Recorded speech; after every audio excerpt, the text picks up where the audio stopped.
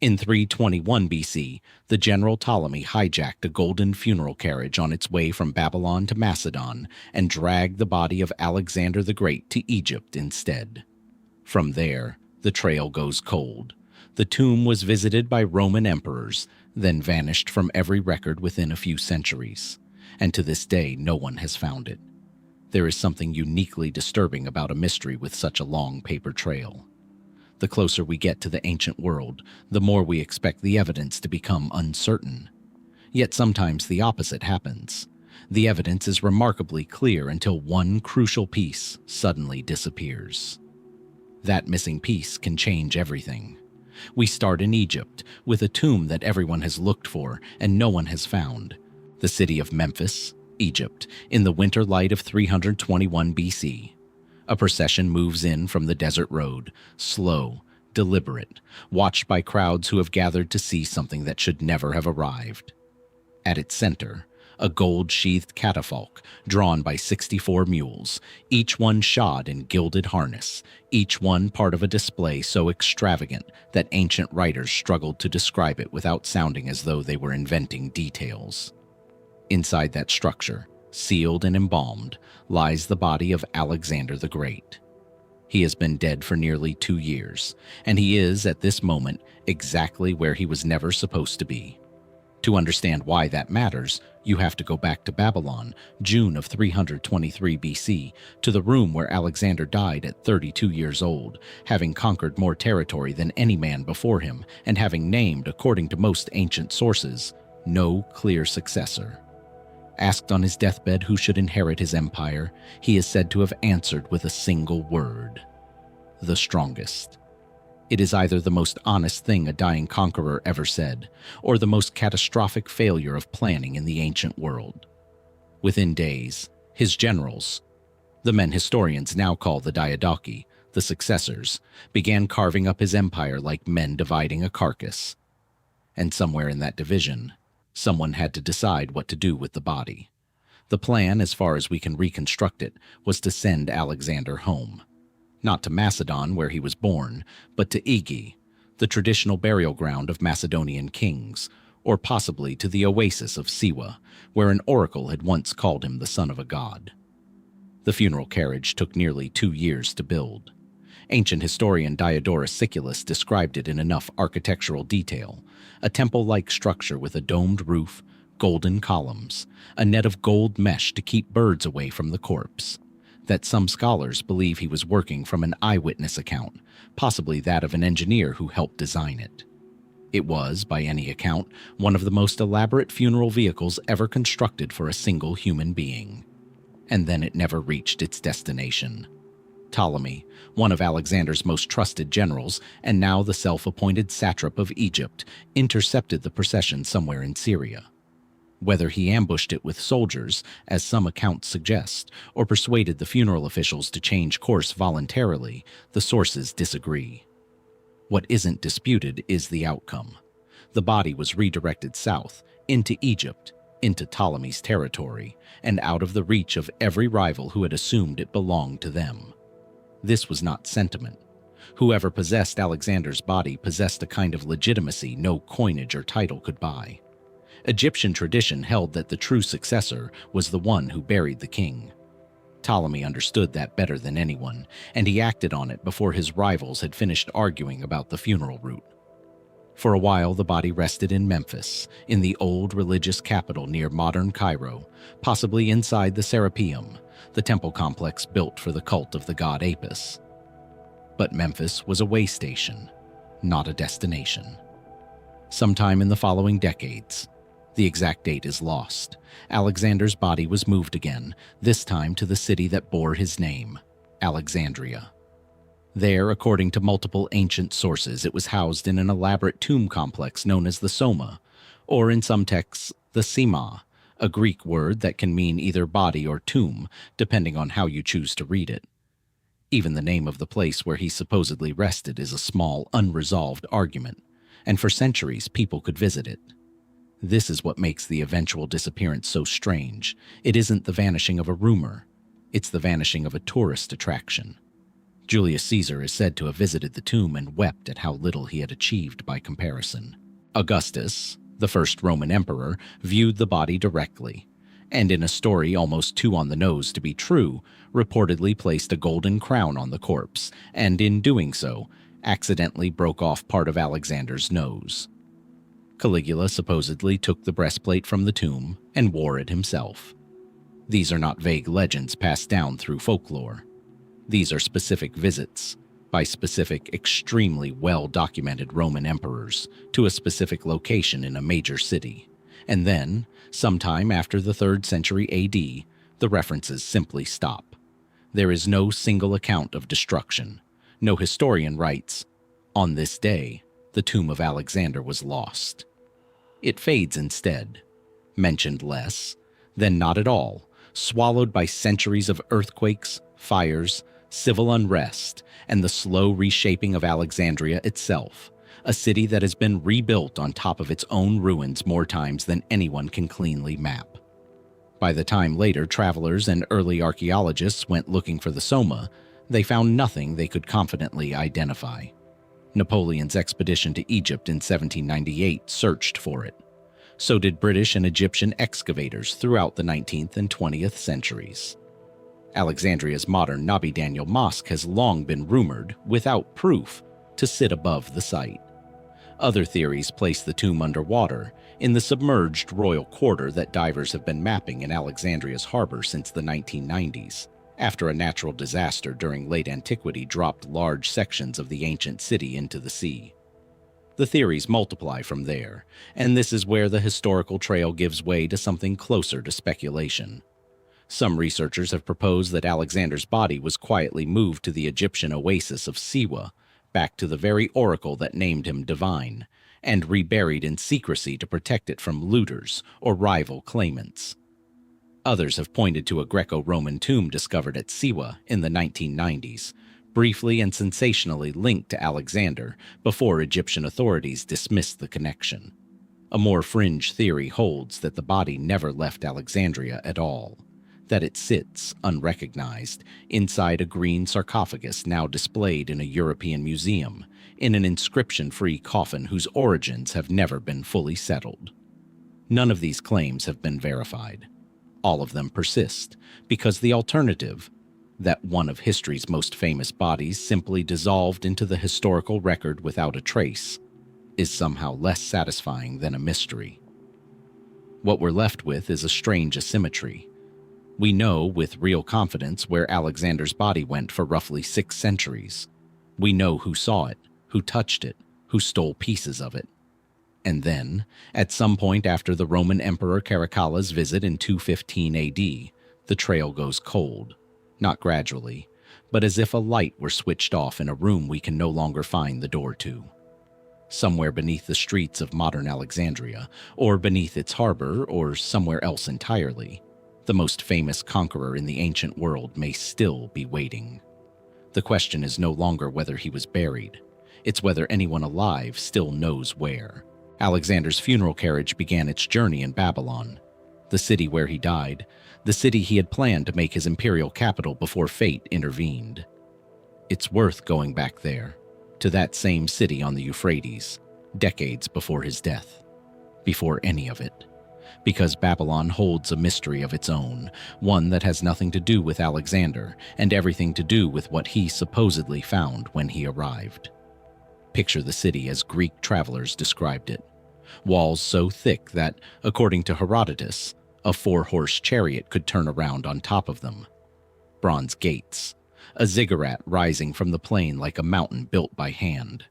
And somewhere within that skyline, according to ancient writers, terraces of green rising in tiers above the desert heat, trees, flowering vines, and running water suspended 30 meters in the air, watered by some mechanism no one alive today can fully agree on. The Hanging Gardens of Babylon, one of the 7 wonders of the ancient world, and quite possibly a wonder that never stood in Babylon at all. The gardens enter the historical record secondhand, which is itself the first problem. No Babylonian text, no cuneiform tablet, no royal inscription, and Babylonian kings inscribed almost everything, mentions them. The descriptions we have come entirely from Greek and Roman writers, most of them writing centuries after the garden supposedly existed, none of them having seen the structure themselves. Diodorus Siculus, writing in the 1st century BC, describes a garden built by King Nebuchadnezzar II in the 6th century BC for a wife who missed the green hills of her homeland, usually identified as a Median princess, homesick for mountains in a city built on flat river silt. Strabo, another Greek geographer, adds detail about a chain pump system, an early form of screw or bucket mechanism, lifting water from the Euphrates up through the terraces. It's a beautiful story. It also may be exactly that. A story, assembled from fragments, rumor, and the kind of exaggeration that tends to accumulate around anything foreign and impressive enough to be worth talking about.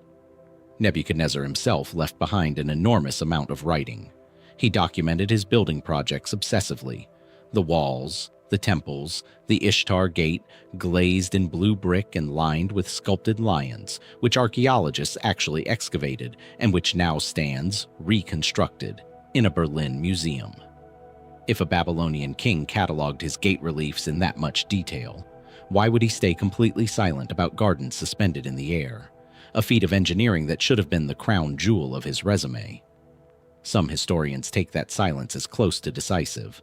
Others point out that royal inscriptions were selective by nature, focused on temples and fortifications as acts of piety and power. A garden, however spectacular, may simply not have fit the genre of things kings bragged about in stone. Then there's the archaeology, or rather, the trouble with it. German archaeologist Robert Koldewey spent years excavating Babylon in the early 20th century and did identify a vaulted, well-equipped structure near the northern citadel that he believed matched ancient descriptions. Thick walls, a mechanism that could plausibly have supported irrigation, chambers built to bear unusual weight.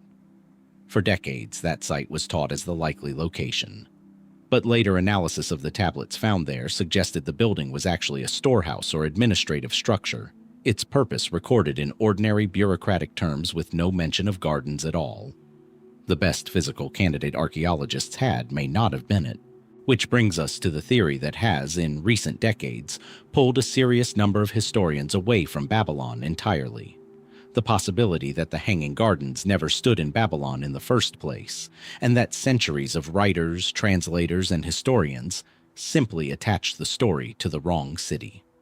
Assyriologist Stephanie Dalley spent years building the case that the gardens were real, but belonged roughly 100 miles north, in Nineveh, built not by Nebuchadnezzar of Babylon, but by the Assyrian king Sennacherib around 700 BC.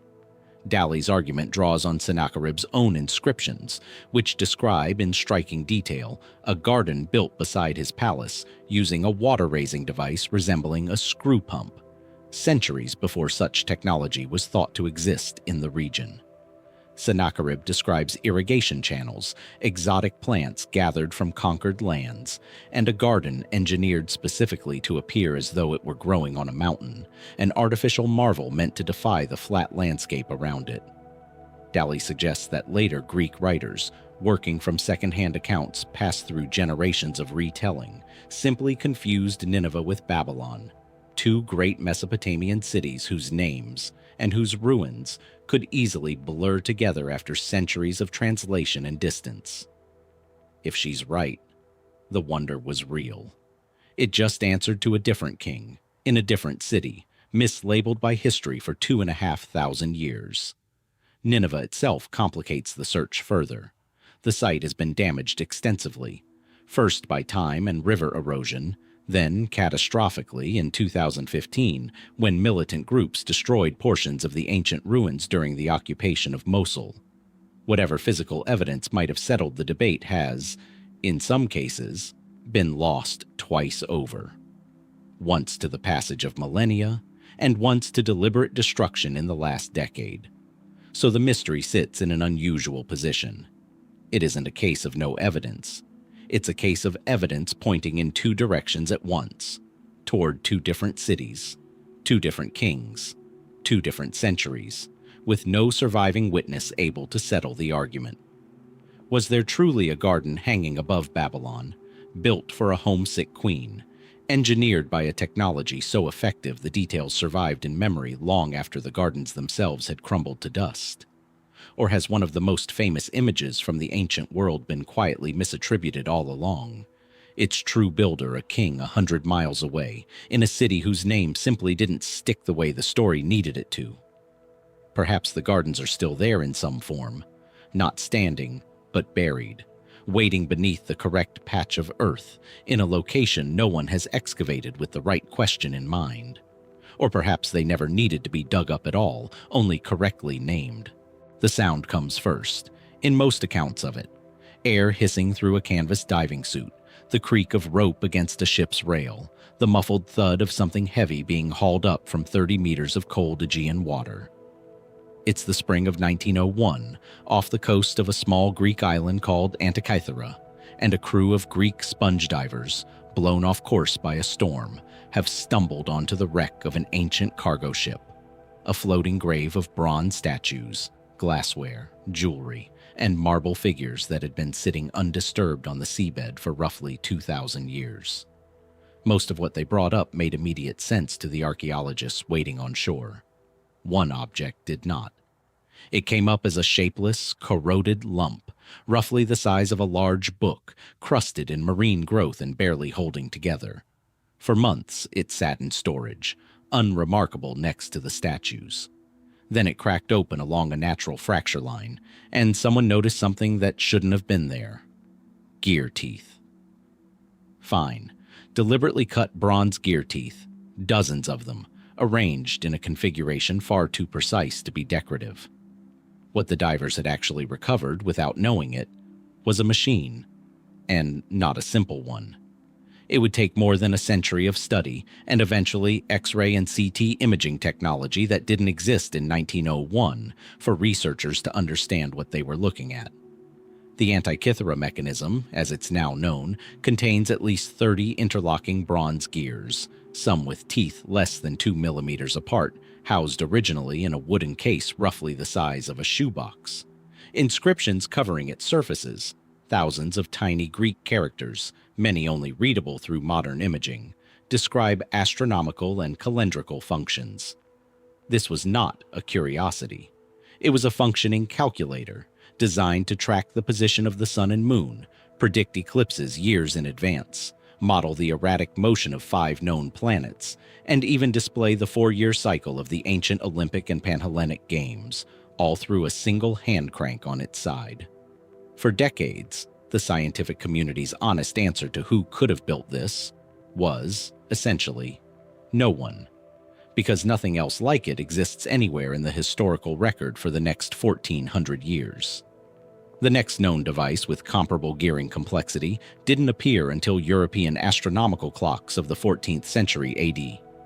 That leaves a technological gap so wide that early researchers seriously doubted their own dating of the wreck, wondering whether the mechanism had somehow fallen into a much older ship by accident. It hadn't.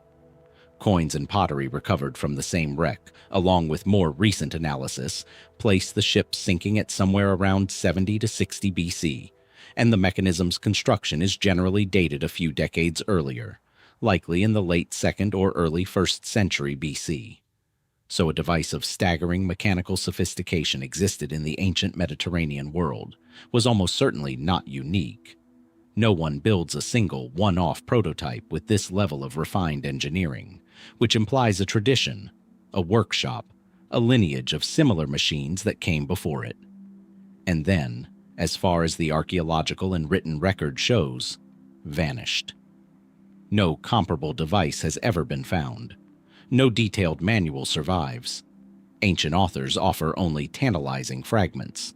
The Roman writer Cicero, writing in the 1st century BC, mentions a bronze device built by the Greek polymath Archimedes, and later by the astronomer Posidonius, capable of modeling the movements of the sun, moon, and planets.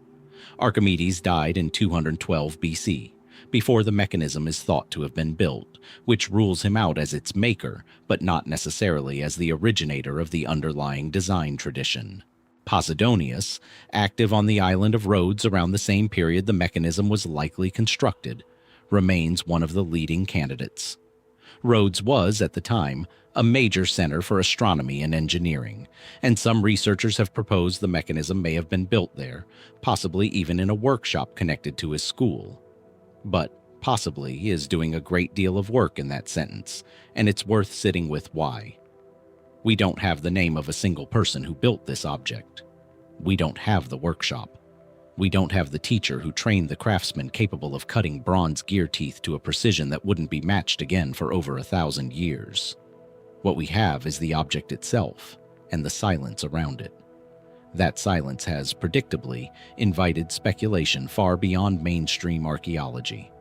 Some fringe theories have proposed the mechanism reflects lost, more advanced ancient technology, possibly connected to older Babylonian or Egyptian astronomical knowledge, passed down through channels history simply failed to record, a claim mainstream historians generally reject, but one that persists in popular discussion partly because the alternative explanation, a single brilliant, undocumented tradition that left almost no other trace, is nearly as difficult to fully picture. Others have focused not on who built it, but on who owned it, and why it was on that ship at all. The vessel is believed to have been a Roman-era cargo ship, possibly transporting looted or purchased Greek treasures toward Italy, which raises its own small, unanswerable question. Was the mechanism cargo, meant for sale to some wealthy Roman collector who wanted a piece of Greek astronomical genius for his villa? Or was it a working instrument, owned and used by someone aboard, an astronomer perhaps, who never got the chance to reach shore? Fragments of the mechanism. There are 82 known pieces now, housed at the National Archaeological Museum in Athens, are still being studied using imaging technology that continues to improve year over year, and researchers continue to find new inscriptions, new gear functions, details missed by previous generations of scholars working with cruder tools. In some sense, the mechanism is still being excavated, 70 years after its last physical piece was pulled from the sea, just now through data rather than diving suits. What remains unrecovered may matter more than what was found. Some analyses suggest the original device likely had additional gearing, possibly an entire section devoted to tracking Mercury and Venus, that either never survived intact or hasn't yet been identified among the corroded fragments, which leaves an uncomfortable possibility hanging over the whole discovery, that we are still looking at only a portion of a machine whose full capabilities, and whose maker, may never be fully known. Posidonius and his workshop on Rhodes belong to a world already several generations removed from the man this entire investigation began with. But rewind further, past the astronomers, past the philosophers, back to Alexander's own lifetime, and you find another mystery waiting. One built not from bronze gears, but from marble, in a mound of earth at the edge of a Macedonian river town called Amphipolis. In 2012, Greek archaeologists began excavating a burial mound near Amphipolis in northern Greece, close to the mouth of the Strymon River, roughly 65 kilometers from Alexander's birthplace. What they uncovered over the following 2 years was, by any measure, extraordinary. A funerary monument nearly 500 meters in circumference, encircled by a retaining wall of polished marble, the largest burial mound ever discovered in Greece. As excavation continued, the site revealed a long entrance passage guarded by 2 massive headless sphinxes, a set of caryatids, sculpted female figures serving as architectural columns, their faces deliberately damaged at some point in antiquity. And deeper still, a mosaic floor depicting the abduction of Persephone by Hades, rendered in extraordinary detail using tens of thousands of small colored stones. The scale alone raised an immediate question. Tombs of this size and craftsmanship in this region, in this era, were not built for ordinary citizens. Ground-penetrating survey work and stylistic analysis pointed to a construction date in the final decades of the 4th century BC, meaning the tomb was built during, or within a few years of, the reign and immediate aftermath of Alexander the Great. That timing alone was enough to ignite the question that would dominate headlines for the next 2 years. Who was important enough, in that exact moment, to receive a monument this large? The excavation team, led by archaeologist Katerina Peristeri, uncovered skeletal remains belonging to 5 individuals inside the tomb's central chamber, a finding that only deepened the puzzle rather than resolving it. Analysis identified the remains as those of a woman around 60 years old, two men in their 30s or 40s, an infant, and a fifth individual represented only by cremated bone fragments. Multiple people, multiple burials, seemingly interred at different points inside a single monument of almost royal scale. Who were they to each other? Why were they placed together? And why does none of it match any known royal burial recorded in the surviving histories of the period? The most immediate, most sensational theory arrived almost as fast as the Sphinxes did, that this was the tomb of Alexander himself, secretly interred near his homeland rather than in Egypt. It's an appealing idea, and an almost entirely unsupported one. The historical record on Ptolemy's interception of the funeral carriage, and the body's long, well-documented residence in Alexandria, is simply too consistent to make room for a second, hidden burial back in Macedon. Most historians dismissed the theory quickly, but dismissing it didn't answer the actual question, and the alternatives put forward since have been almost as loaded with unresolved detail. One leading hypothesis centers on Olympias, Alexander's mother, a woman of formidable political will who was executed in 316 BC during the brutal power struggles that consumed Macedon after her son's death. A tomb of this magnitude would suit a former queen's stature, and the timing fits.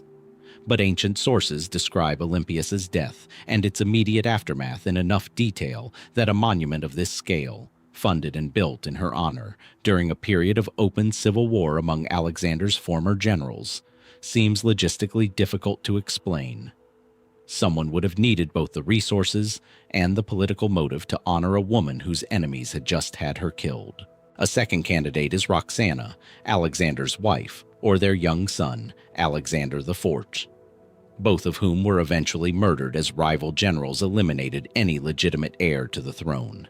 The presence of an infant among the remains has fed this theory directly, though the dating of the infant's bones relative to the others in the tomb remains a point of scholarly disagreement.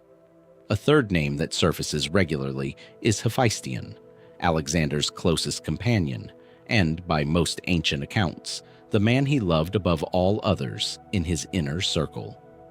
Hephaestion died suddenly in 324 BC, and Alexander's grief was, by every surviving account, extreme.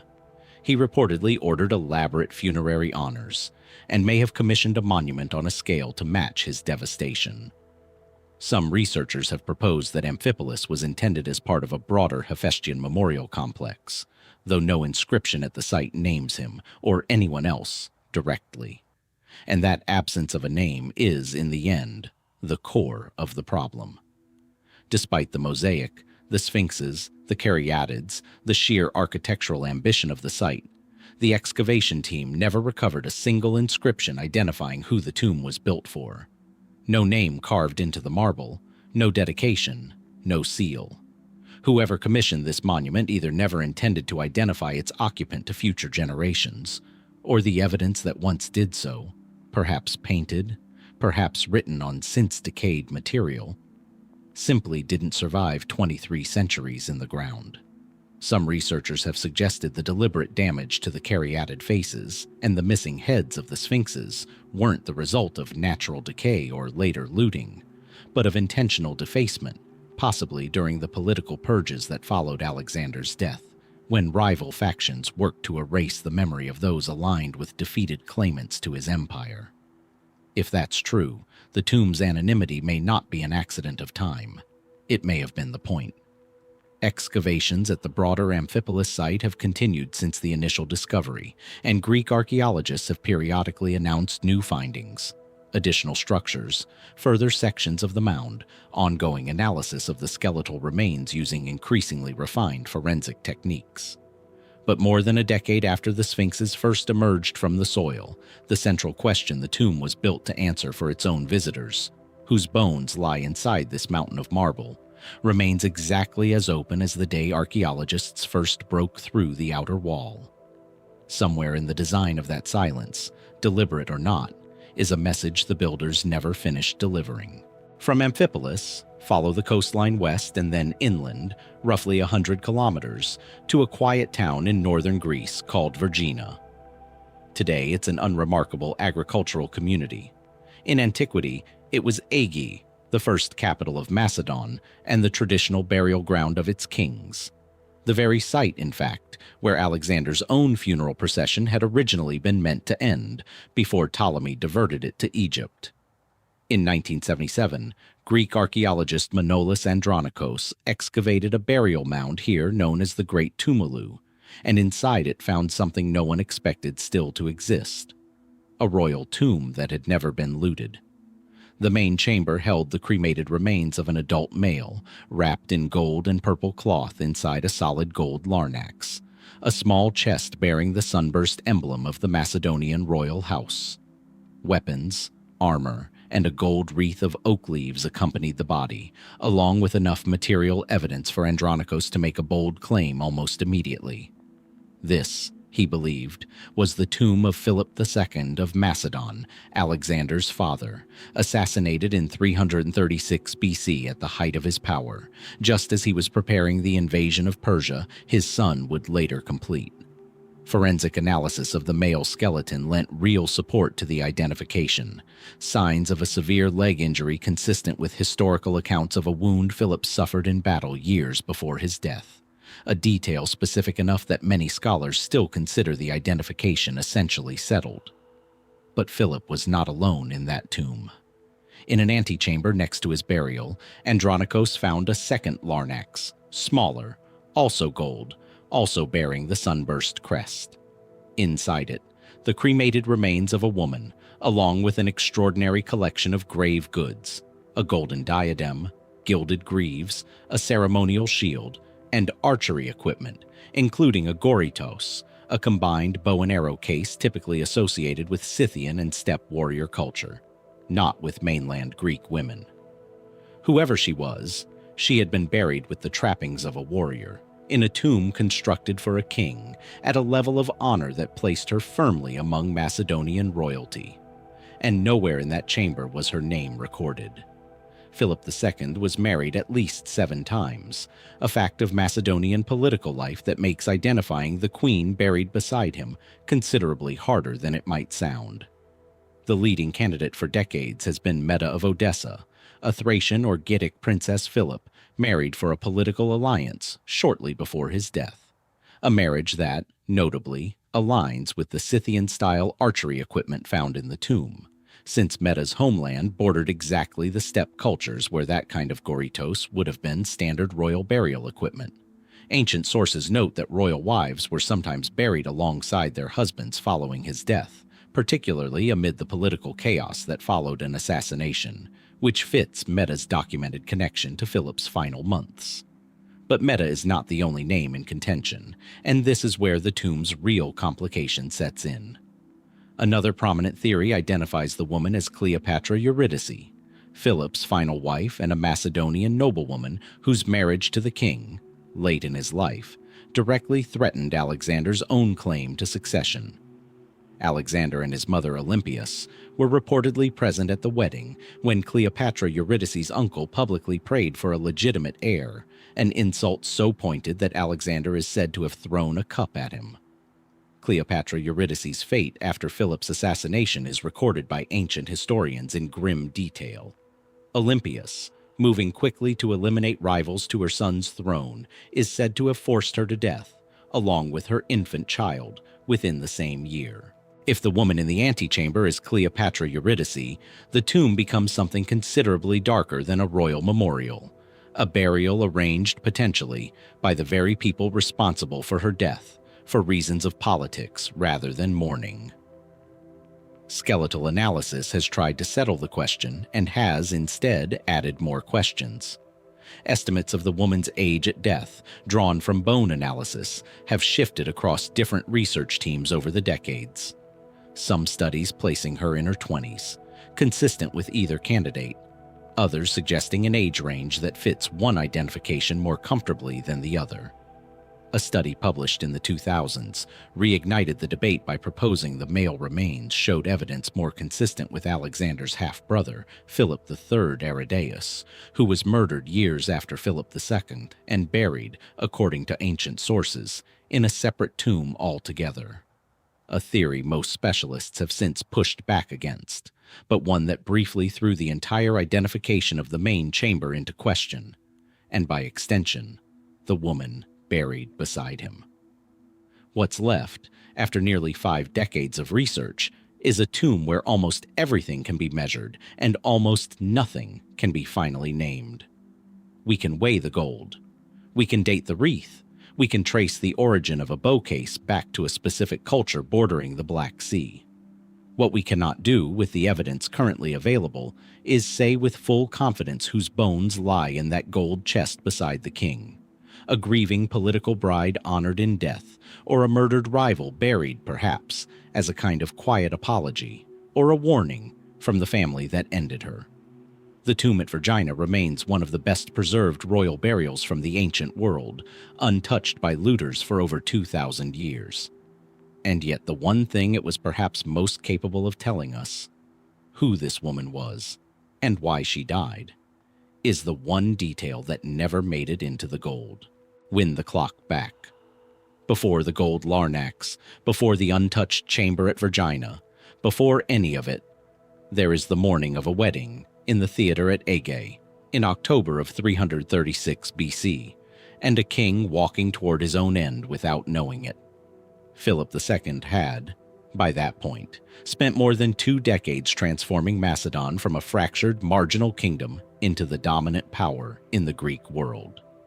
He had reorganized its army around the Sarissa, a pike nearly twice the length of anything Greek infantry had carried before. He had outmaneuvered and outfought a coalition of Athens and Thebes at the Battle of Chaeronea 2 years earlier, effectively ending mainland Greek independence. And in the autumn of 336 BC, he was preparing the invasion of the Persian Empire, a campaign his son would inherit and complete. To mark the occasion, and to celebrate the marriage of his daughter, Philip staged a lavish festival at Aige, drawing dignitaries from across Greece. On the second day he entered the theater at dawn, deliberately walking ahead of his bodyguards, alone, as a public gesture of confidence and openness to his people. He never reached his seat. A member of his own bodyguard, a young Macedonian nobleman named Pausanias, stepped forward from the crowd and drove a dagger into Philip's ribs, killing him almost instantly. Pausanias ran for a horse he'd stationed nearby, apparently planning to escape, but tripped on a vine root and was caught and killed on the spot by 3 of Philip's other guards, cut down before anyone could ask him a single question. In the span of a few frantic minutes, the most powerful king in the Greek world was dead, and the only man who could explain why was dead beside him. That is, essentially, everything the ancient sources agree on. What comes after depends entirely on which historian you read, and each of them was writing with someone specific to please or blame. The version offered by some ancient writers, including the historian Aristotle's student Clitarchus, and later echoed by others, frames the killing as personal. Pausanias, according to this account, had a grievance dating back years, connected to a sexual assault he'd suffered at the hands of associates of Attalus, a powerful Macedonian noble and the uncle of Philip's final wife, Cleopatra Eurydice, the same woman whose contested remains may lie in the antechamber at Vergina. When Pausanias sought justice, Philip allegedly declined to punish Attalus meaningfully, given Attalus's political usefulness, and instead offered Pausanias a promotion as a form of compensation.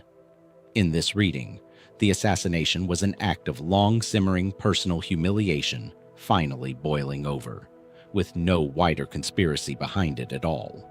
Few historians, ancient or modern, have ever fully accepted that a solitary grudge, however severe, could not have had help. The timing was too convenient for too many people. Olympias, Philip's estranged wife and Alexander's mother, had every reason to want him dead. Philip's recent marriage to Cleopatra Eurydice had publicly threatened Alexander's position as heir, and Olympias had effectively been sidelined at court in the months before the murder.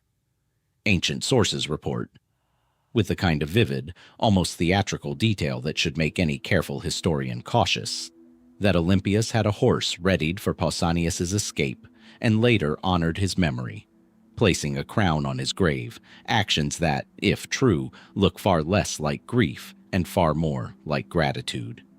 Alexander himself has never been entirely cleared by history's suspicion either.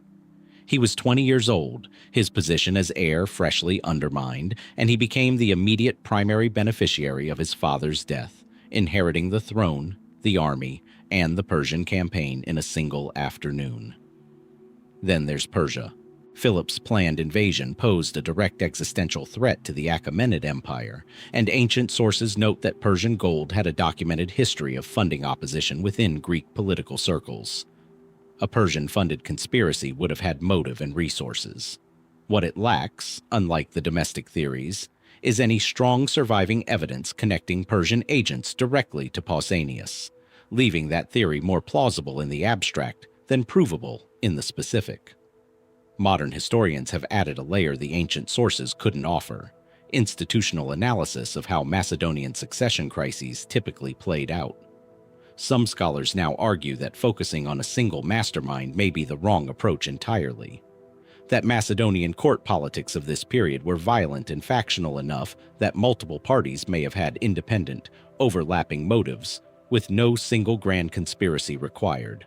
Only a general climate in which killing an inconvenient king carried acceptable risk for several different people at once. What makes the case permanently frustrating, rather than simply cold, is the killing of Pausanias himself. Whether his death in the immediate chase was a loyal bodyguard's swift justice or a calculated silencing of the one person who could name a co-conspirator is a question the sources cannot answer, because the men who cut him down left no account of their own reasoning. Every version of the story, personal grievance, maternal revenge, filial ambition, foreign gold, or simple factional chaos, depends on interpreting the motives of people who are all, themselves, long dead and unable to clarify a single word of it. 23 centuries later, the theater at Aigai has been partially excavated, its stone seating rows still traceable in the earth near the palace ruins. Historians can walk the same ground Philip crossed that morning, count the same distance from entrance to seat, and calculate how many seconds separated the king from safety. What no excavation has ever produced, and likely never will, is a confession. The dagger did its work in public, in front of hundreds of witnesses, and somehow still managed to keep its true author a secret for 2,500 years. That dagger, the one that ended Philip's life in the theater at Aigai, was never recovered by archaeologists, but weapons very much like it were. When Manolis Andronikos' team began excavating the Great Tumulu at Vergina in 1977, the gold larnax and its royal occupant weren't the only find beneath that mound of earth. They were one chamber among several, in a burial complex that has spent nearly 5 decades resisting a complete explanation. The Great Tumulu itself is an artificial hill, roughly 12 meters high and 100 meters across, raised sometime in the early Hellenistic period. Most likely, researchers believe, by King Antigonus Gonatas around 274 BC, as a defensive measure to protect the royal tombs beneath it from raiding Gallic tribes then sweeping through the region. That act of protection is, in a strange way, the reason any of this survived to be found at all. Beneath that single mound, archaeologists eventually identified 4 separate tombs, each built at a different time, each belonging, in theory, to a different member of the Macedonian royal house, and each posing its own unresolved question about who, exactly, was laid to rest inside. Tomb 2, the unlooted chamber holding the male remains widely attributed to Philip II and the woman beside him, is the one that dominates the headlines. And for good reason. It's the only one of the 4 that survived entirely intact. But it isn't the oldest, and it isn't the strangest. That distinction belongs to Tomb 1, a smaller, plainer structure that had been broken into and looted in antiquity, likely not long after its original burial, leaving Andronikos' team with an empty burial chamber and scattered, fragmentary, skeletal remains. What tomb I lacked in gold, it made up for in art. Painted directly onto its walls is one of the only large-scale, well-preserved figural wall paintings to survive from the Greek world, depicting the abduction of Persephone by Hades. The same myth, strikingly, that would appear again decades later in mosaic form at Amphipolis. The painting's quality is exceptional enough that some scholars have proposed it may be the work of a named master, possibly Nicomachus, one of the most celebrated painters of the 4th century BC, though no signature survives to confirm it. The looting of tomb. I means its royal occupant, or occupants, can't be identified through grave goods the way Philip was. There simply weren't any goods left to examine. What forensic teams did recover were fragmentary bones, including, controversially, a partial skeleton showing a fused knee joint, a detail some researchers have linked to Philip II's own documented leg injury, raising the unsettling possibility that Tomb 1, not Tomb 2, might actually be Philip's original burial, with Tomb 2 belonging instead to his son, Philip III, Aridaeus, Alexander's half-brother, who briefly inherited the throne after Alexander's death and was murdered during the chaotic wars of succession that followed. This counter-theory has never displaced the mainstream identification of Tomb 2 as Philip II's resting place, but it has never been fully closed off either, and the two research camps have spent decades trading forensic analyses that each claim to settle the matter, without either side fully convincing the other. Additional remains found scattered in tomb might include those of a newborn infant and a young woman, adding yet another layer to a question the site seems determined never to answer cleanly. Who were these people to each other, and why were they buried together in a chamber someone later broke into and stripped bare? Then there's Tomb 3, smaller than the others, discovered undisturbed, and generally attributed to Alexander IV. Alexander the Great's own son by Roxana, murdered as a teenager around 309 BC by Cassander, one of the successor generals who saw the boy as a lingering threat to his own claim on Macedon. If that identification is correct, Tomb 3 represents the quiet, unceremonious burial of the last direct heir to Alexander's bloodline, hidden inside the same royal cemetery as his grandfather, decades after the empire his father built had already been carved apart by rival generals. Silver vessels and a set of ivory-decorated furniture found inside are consistent with a royal, if notably restrained, burial. Restrained perhaps because whoever arranged it had reason to keep the murdered boy's memory as quiet as his death had been. A fourth tomb at the site, smaller still and badly damaged, has yielded far less material and remains the least understood of the group, its intended occupant essentially unknown. Taken together, the tumulus at Vergina isn't really one mystery. It's a cluster of them, layered on top of each other beneath a single hill built specifically to hide them from view. Every attempt to assign a name to one tomb tends to destabilize the identification of another. If Tomb I holds Philip II, then Tomb 2 can't, and the entire chain of reasoning built around the leg wound, the gold larnax, and the warrior queen has to be reconsidered from the ground up.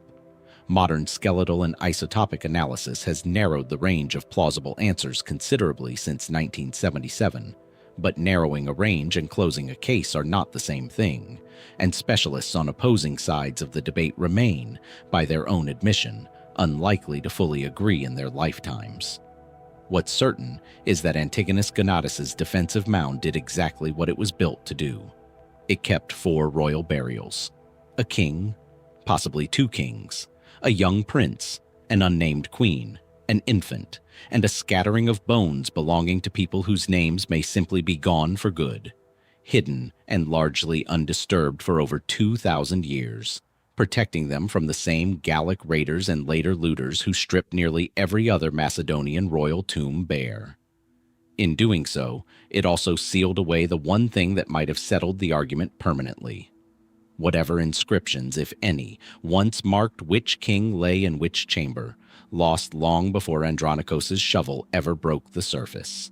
Those same Gallic raiders who once threatened the royal tombs at Vergina, prompting Antigonus Gonatas to bury his ancestors under 12 meters of earth for safekeeping, weren't a distant rumor. In 279 BC, A large force of Gallic tribes swept south through Macedon and into Greece itself, driving toward one destination in particular, the sanctuary of Apollo at Delphi, perched on the slopes of Mount Parnassus, and, at that time, one of the wealthiest religious sites on Earth.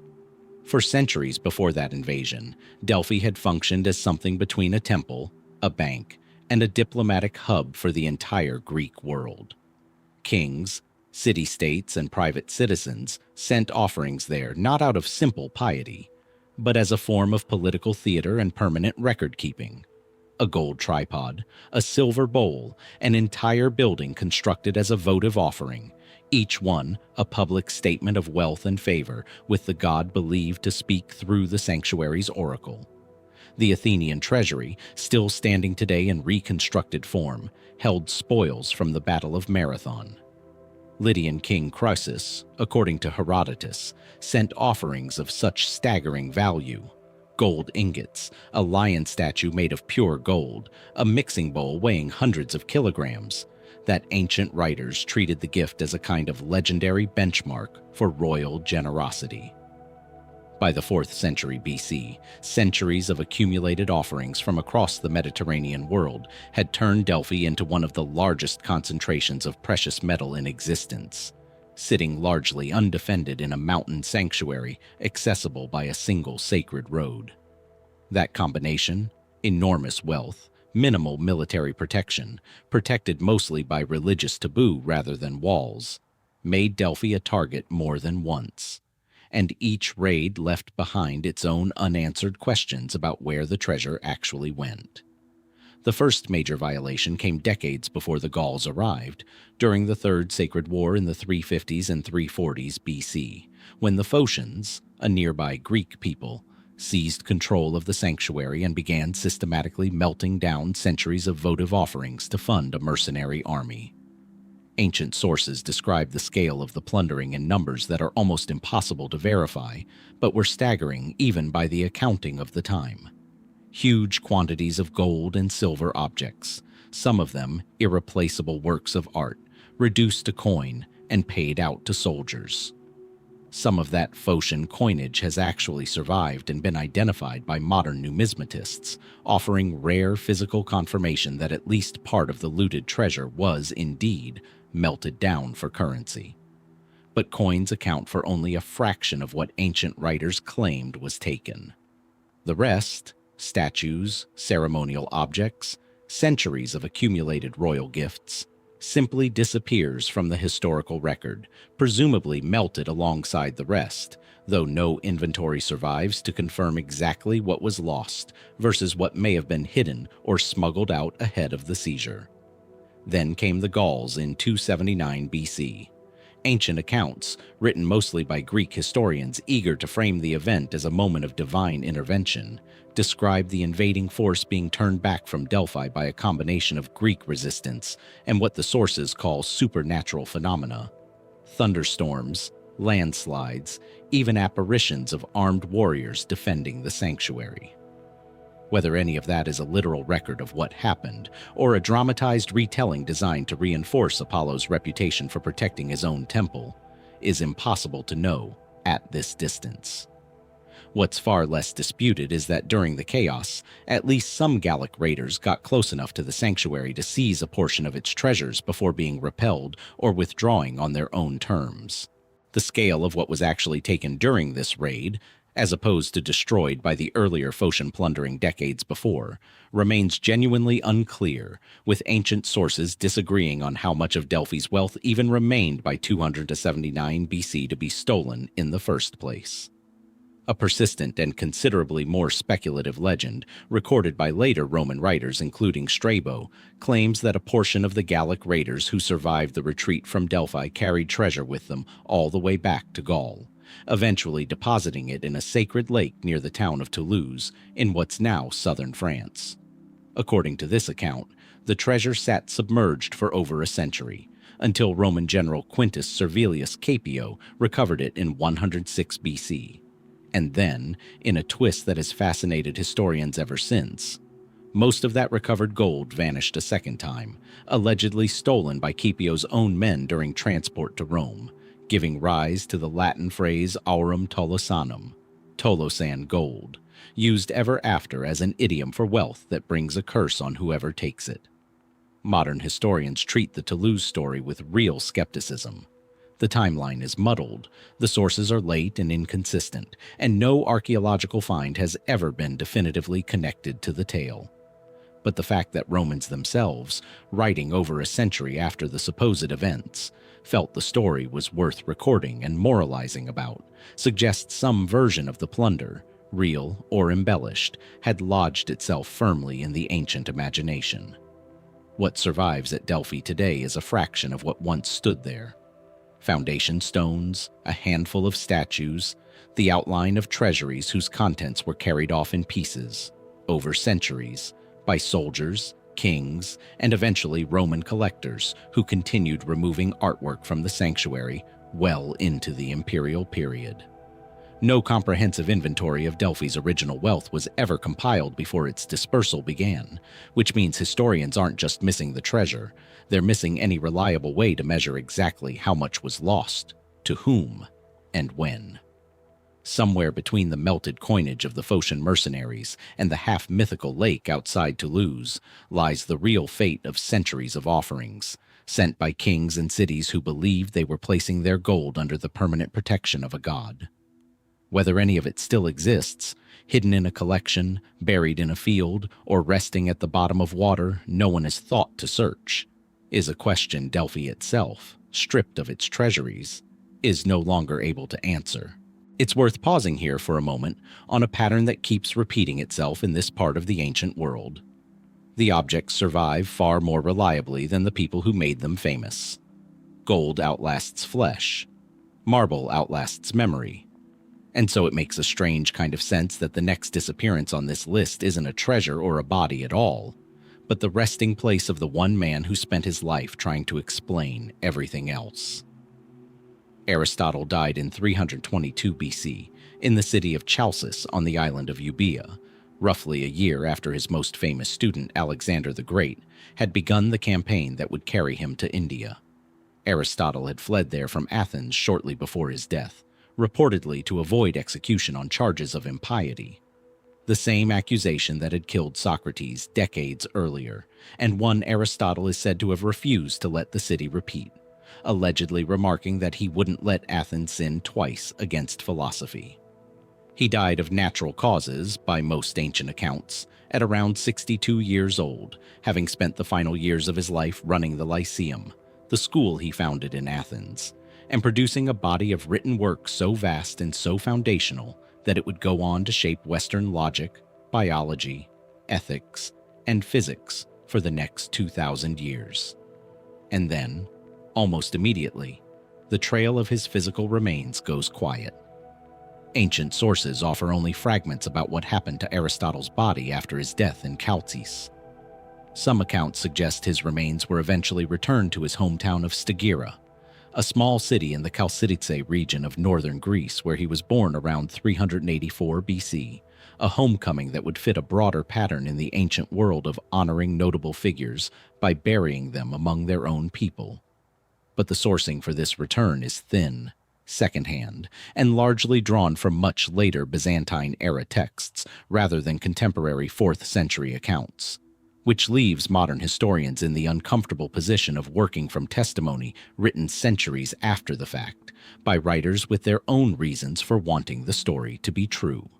That uncertainty held for well over 2,000 years, until 1996, when Greek archaeologist Konstantinos Sismandas, excavating the ruins of ancient Stagira, announced the discovery of a vaulted tomb structure that he believed matched the description of a monument later Byzantine sources associated with Aristotle. The tomb featured a horseshoe-shaped altar and a paved courtyard, oriented and positioned in a way Sismonides argued was consistent with a philosopher's memorial rather than an ordinary burial. The find generated real excitement, and by 2016, Sismonides was presenting the identification with growing confidence at academic conferences, framing it as the likely, if not fully certain, resting place of Aristotle himself. Then the caution set in, and it set in from multiple directions at once. No inscription was found identifying the tomb's occupant. No skeletal remains survived in a condition allowing for meaningful analysis. And critically, no independent archaeological team has been able to confirm Sismonides' dating and identification beyond his own excavation reports, leaving the claim resting almost entirely on architectural interpretation and its correspondence to late, second-hand literary sources describing a monument that may or may not have ever actually held Aristotle's body in the first place. Most classical scholars today treat the Stagira tomb as a plausible candidate rather than a confirmed identification. Genuinely possible, worth taking seriously, but resting on a foundation too thin to call the case closed. What makes Aristotle's case different from the royal tombs already covered isn't the absence of evidence. It's the absence of stakes in the political sense. Philip's death mattered because it changed who ruled an empire. The Amphipolis tomb mattered because whoever lay inside it was tied to a succession crisis. Aristotle's burial carried no comparable political weight.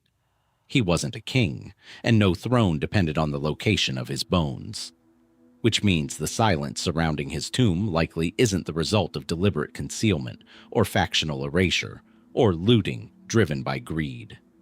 It's simply the ordinary, unremarkable erosion of 2,000 years, pressing down on a memorial no one had an urgent reason to protect, until, quite suddenly, people did. That absence has occasionally been filled by less rigorous theories, the same combination of a real archaeological puzzle and a famous name that tends to invite embellishment. Occasional fringe claims have circulated suggesting Aristotle's writings, or some final undiscovered treatise, might have been buried alongside him, a kind of philosopher's grave good for the age of ideas rather than gold. No credible evidence supports this, and the theory says more about how badly people want lost knowledge to be recoverable than about anything likely to be sitting in Macedonian soil. What remains, in the end, is a modest set of foundations at Stagira, a horseshoe altar that may or may not have once anchored a memorial to the most influential philosopher of the ancient world, and a gap in the record that no inscription has ever stepped forward to close. Aristotle spent his life cataloging, defining, and explaining the natural world with a precision that still underpins entire fields of study today. It's a strange irony that the one subject his own legacy left unresolved is the simplest one of all. Where exactly they laid him down. Aristotle died without ever knowing what was coming for the world he'd spent his life studying. 60 years or so after his death in Chalcis, in 279 BC, a Greek world already reshaped by Alexander's conquests and the wars of his squabbling successors faced an invasion of a different character entirely. Not a rival Macedonian general with dynastic ambitions, but tens of thousands of Gallic warriors pouring south out of the Balkans, led by a chieftain the Greek sources call Brennus. The Gallic migration that produced this invasion had been building for years, as Celtic tribes pushed steadily southeast through the Balkans in search of new territory, wealth, and, according to some ancient accounts, simple plunder on a grand scale. By 279 BC, that pressure broke into Greece itself in 3 coordinated forces.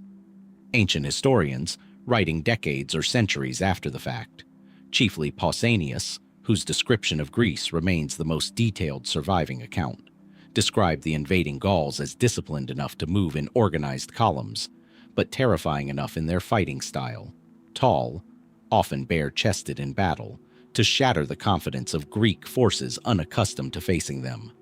One force under Brennus pushed directly toward the pass at Thermopylae, the same narrow coastal choke point where, 2 centuries earlier, 300 Spartans had made their legendary stand against the Persians. History, it seems, kept returning Greek armies to the same stretch of ground. The Greek defense at Thermopylae in 279 BC initially held, using much the same geographic logic that had made the pass famous the first time. But Pausanias records that the Gauls, guided by local informants sympathetic to their cause or simply paid for the information, found a mountain path around the Greek position. an almost exact echo of the maneuver that had doomed the original 300 Spartans, repeating itself with a different army in the same landscape. The Greek forces were forced to withdraw, and the road toward Delphi, the wealthiest and most sacred site in the Greek world, lay open. What happened next connects directly to the sanctuary's own fractured history of plunder.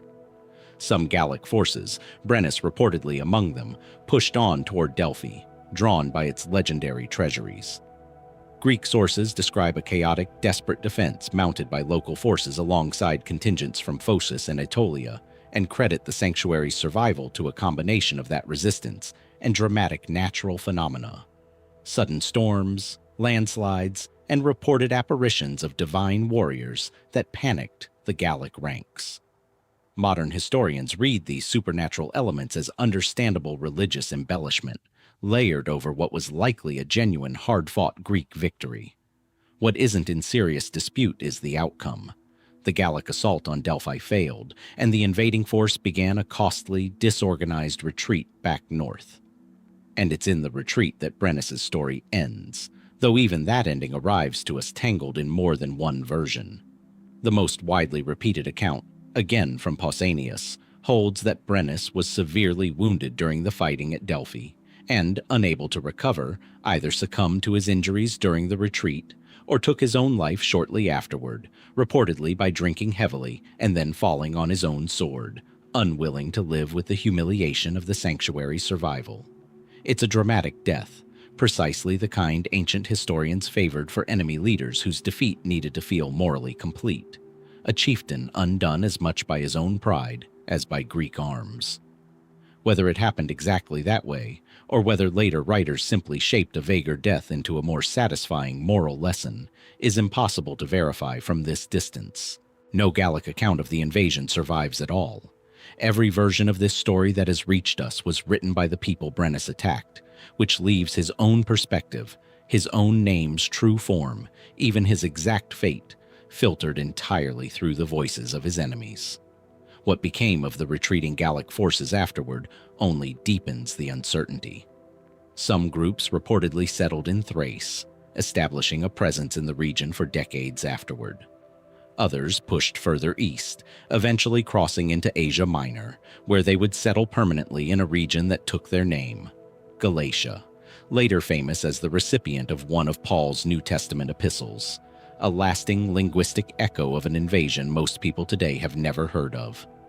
The connection between the Gauls who nearly took Delphi and the Galatians who settled in central Anatolia is generally accepted by historians, but the finer details of exactly which groups went where and under whose leadership after Brennus's death remain frustratingly sparse in the surviving sources. And then there's the matter first, raised back at Delphi's own treasuries, the fate of whatever gold the Gauls actually managed to carry off during the chaos of the failed assault. If Strabo's account of a Toulouse horde holds any grain of truth, some portion of that retreating army may have carried sanctuary treasure with them for over 1,000 kilometers, back into Gaul, only for it to resurface generations later in a story about a Roman general and a curse that outlived everyone involved. No archaeological find has ever definitively closed that loop, and probably never will. What's left of Brennus himself is a name, a handful of second-hand battle accounts, and a death scene that may be historical memory or moral fiction dressed up as fact. No tomb has ever been proposed for him, no grave goods, no inscription. Greek writers, having driven him from their most sacred sanctuary, seem to have felt no obligation to remember him beyond the manner of his defeat. Somewhere between the mountain path around Thermopylae and the shattered retreat north, a man who nearly captured the wealth of the ancient world simply stops appearing in the record, leaving behind only the question of whether his enemies told his story straight, or told it exactly the way they needed it to end. Brennus and his Gauls were, in a sense, attacking a Greek world that had already been carved apart by men who once served under a single king. That process of division had begun decades earlier, in the chaotic years after Alexander's death, among the very generals who had marched with him to India and back. And of those generals, none built an empire larger, or met an end stranger, than Seleucus, the man who would come to rule nearly everything Alexander had conquered east of Macedon. Seleucus had been one of Alexander's officers, present at the mass wedding at Susa, where Alexander married his commanders to Persian noblewomen in an attempt to fuse his conquered territories into a single culture. Unlike most of his colleagues, Seleucus stayed married to his Persian wife, Apama, even after Alexander's death, when many of the other political marriages quietly dissolved. In the decades of warfare that followed among the Diadochi, Seleucus outmaneuvered and outlasted rival after rival, eventually carving out the largest of all the successor kingdoms, stretching at its height from Asia Minor to the borders of India. He founded dozens of cities, many named Seleucia or Antioch after himself and his family, and by 281 BC, in his late 70s, he had finally defeated his last major rival, Lysimachus, at the Battle of Corupedium, leaving him the sole surviving general who had personally served under Alexander, and arguably the most powerful man in the world. He did not get to enjoy it for long. Seleucus immediately set his sights on Macedon itself, the homeland he had left as a young officer decades earlier and never returned to, crossing into Europe with the apparent intention of reclaiming Alexander's original kingdom for himself. He never got the chance. Within months of his victory over Lysimachus, Seleucus was assassinated near Lysimachia, in Thrace, by Ptolemy Ceraunus, an exiled son of Ptolemy the First, the same Ptolemy who, decades before, had diverted Alexander's funeral carriage into Egypt. Ceraunus had been living at Seleucus's court as a refugee after losing his own succession claim in Egypt, and repaid his host's protection with a knife in the back, then briefly seized the Macedonian throne for himself before being killed less than a year later fighting off another wave of invading Gauls, the same migrating forces that would soon threaten Delphi. The empire Seleucus built endured for over 2 centuries after his death, evolving into the Seleucid Empire that would eventually clash with Rome. But the fate of Seleucus's own body has never been fully resolved, and the story of what happened to it is documented well enough to tantalize historians without ever quite satisfying them. Ancient sources agree that Seleucus's remains were not left in Thrace, where he died, nor buried immediately in any of the great cities he'd founded across Asia. Instead, his son and successor, Antiochus III, arranged for the body, or possibly the cremated ashes, to be transported back to Seleucia Pieria, a port city Seleucus himself had founded on the Mediterranean coast of Syria, near the mouth of the Orontes River. There, according to multiple ancient references, a monument known as the Nicatorion was constructed to house his remains, a name derived from Seleucus's own honorific title, Nicator, meaning the victor. Ancient writers describe it as a significant structure, a fitting memorial for a man who had, in practical terms, inherited more of Alexander's empire than any other single successor. And then, much like the tomb of Aristotle, much like the Soma of Alexander himself, the Nicatorian simply stops appearing clearly in the historical record after antiquity. Seleucia Pieria itself suffered badly over the following centuries. Repeated earthquakes, silting of its harbor, and periods of abandonment and depopulation as regional power shifted under Roman and later Byzantine rule left the city a shadow of its founding grandeur by the time systematic archaeology became possible.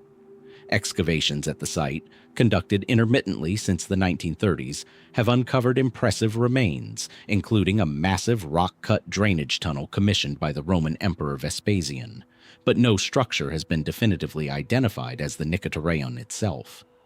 The monument that once housed the founder of one of history's largest empires appears to have been swallowed by the same slow accumulation of earthquake rubble, coastal silt, and centuries of subsequent construction that has erased so much of the ancient Levantine coastline.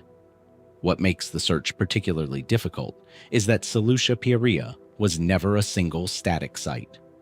Successive rulers expanded and rebuilt the city repeatedly over hundreds of years, meaning that any structure from Antiochus VI's era in the early 3rd century BC would likely sit beneath multiple later layers of construction, assuming it wasn't demolished outright to make room for something newer.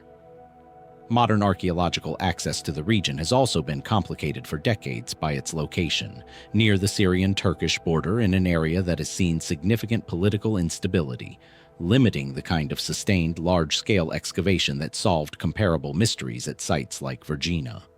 Some historians have speculated that remnants of the Nicatorian, or objects associated with it, may have been relocated in antiquity to Antioch, the empire's eventual capital and Seleucus's most famous namesake city, particularly during periods when Seleucia Pyrrhus' political importance declined relative to its inland sister city. If true, whatever remained of Seleucus's memorial may not be missing so much as simply misplaced within a different set of ruins, absorbed into a city that has itself been built over many times across 2,000 years of continuous habitation. What we're left with in the end is a man whose empire once stretched further than Alexander's own conquests east of Macedon, whose death came not in glorious battle but from a dinner guest's knife, and whose carefully constructed memorial, built specifically, deliberately to honor a victor's name, has proven no more durable than the empire he assembled.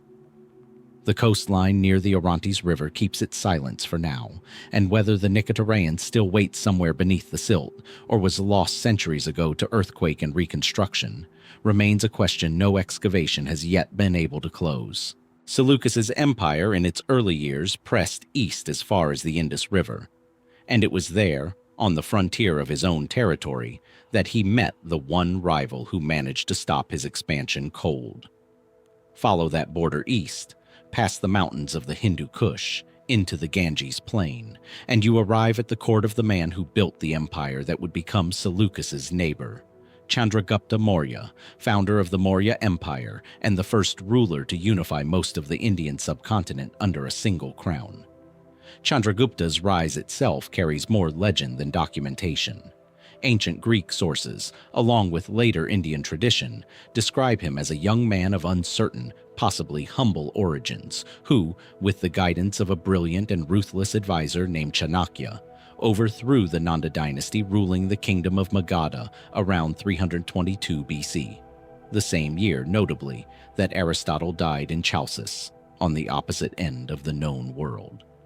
From that base in northeastern India, Chandragupta expanded rapidly, eventually building an empire that stretched from Afghanistan to Bengal, one of the largest political entities the subcontinent had yet seen.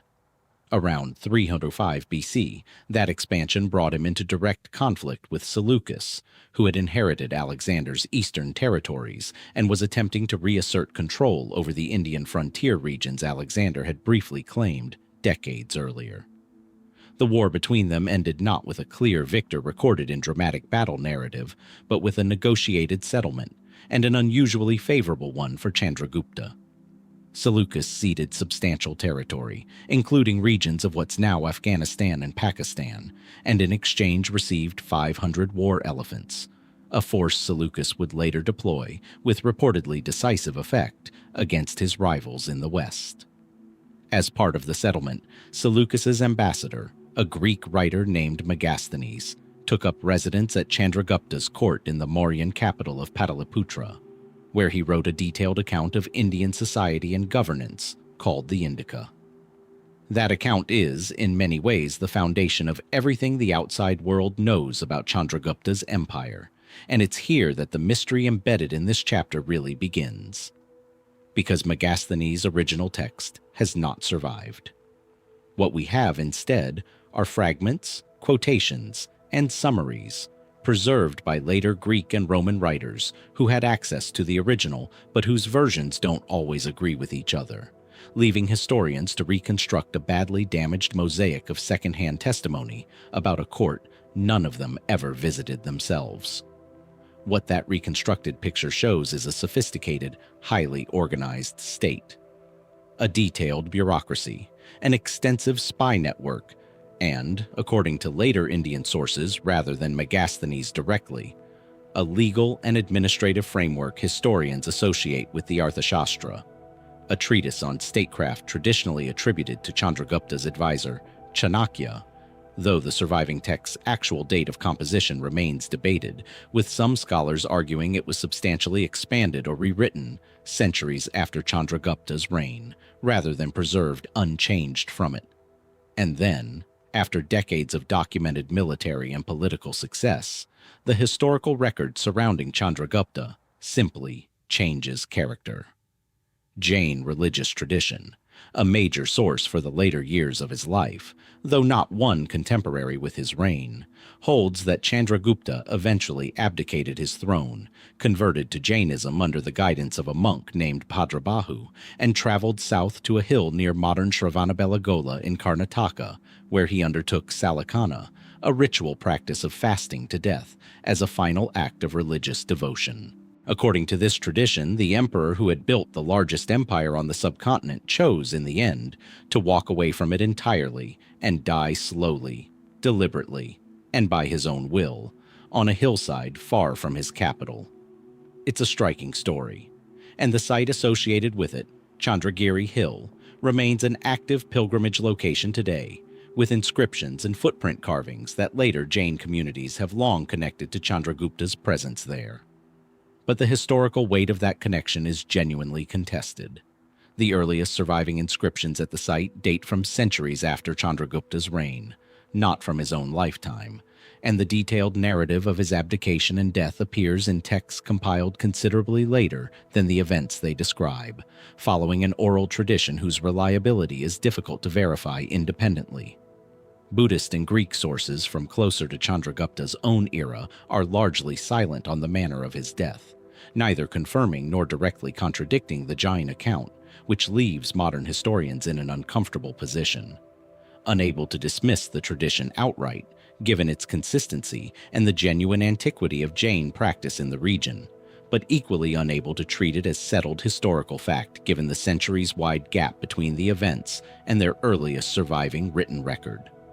The alternative, offered mostly by silence rather than by any competing narrative, is simply that Chandragupta died in a more conventional way, in his capital, and that the abdication and fasting story developed later as a devotional narrative meant to model ideal Jain conduct for an emperor whose life otherwise offered relatively little in the way of documented spiritual reflection. Neither explanation can be fully confirmed. Neither can be fully ruled out.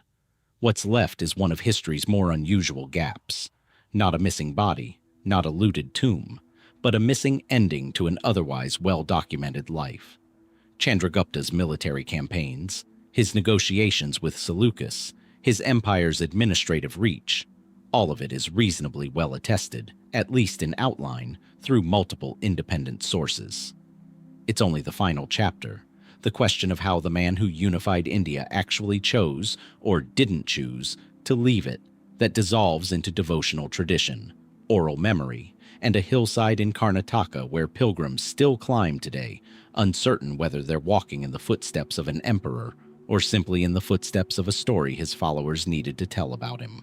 A roof tile, thrown by an old woman's hand from a rooftop in Argos, striking a king in the back of the neck hard enough to shatter his spine and drop him from his horse in the middle of a chaotic night battle in the city streets below. It's one of the strangest deaths recorded of any ancient commander, and it belongs to Pyrrhus of Epirus, a man whose military reputation was, by 272 BC, second to almost no one alive, and whose body, in the aftermath of that single thrown tile, disappeared into a set of historical accounts that never quite agree on where it ended up.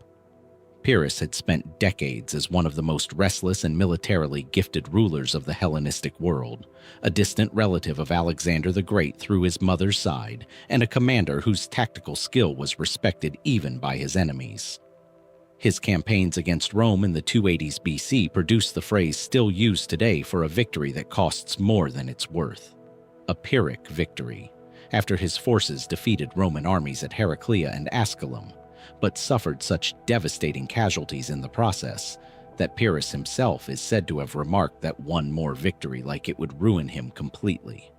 He fought in Sicily against Carthage, clashed repeatedly with rival Hellenistic kings, and by the early 270s, BC had turned his attention to the Peloponnese, intervening in a succession dispute at Sparta before pushing north to Argos, where a faction within the city had invited him to intervene in their own local power struggle. That invitation led directly to his death.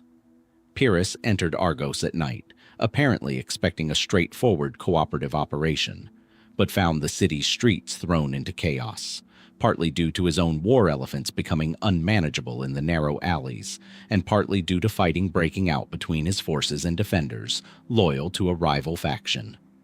Ancient sources describe brutal, disorganized street combat, difficult to command in the dark and the confusion, with Pyrrhus himself caught in the thick of it.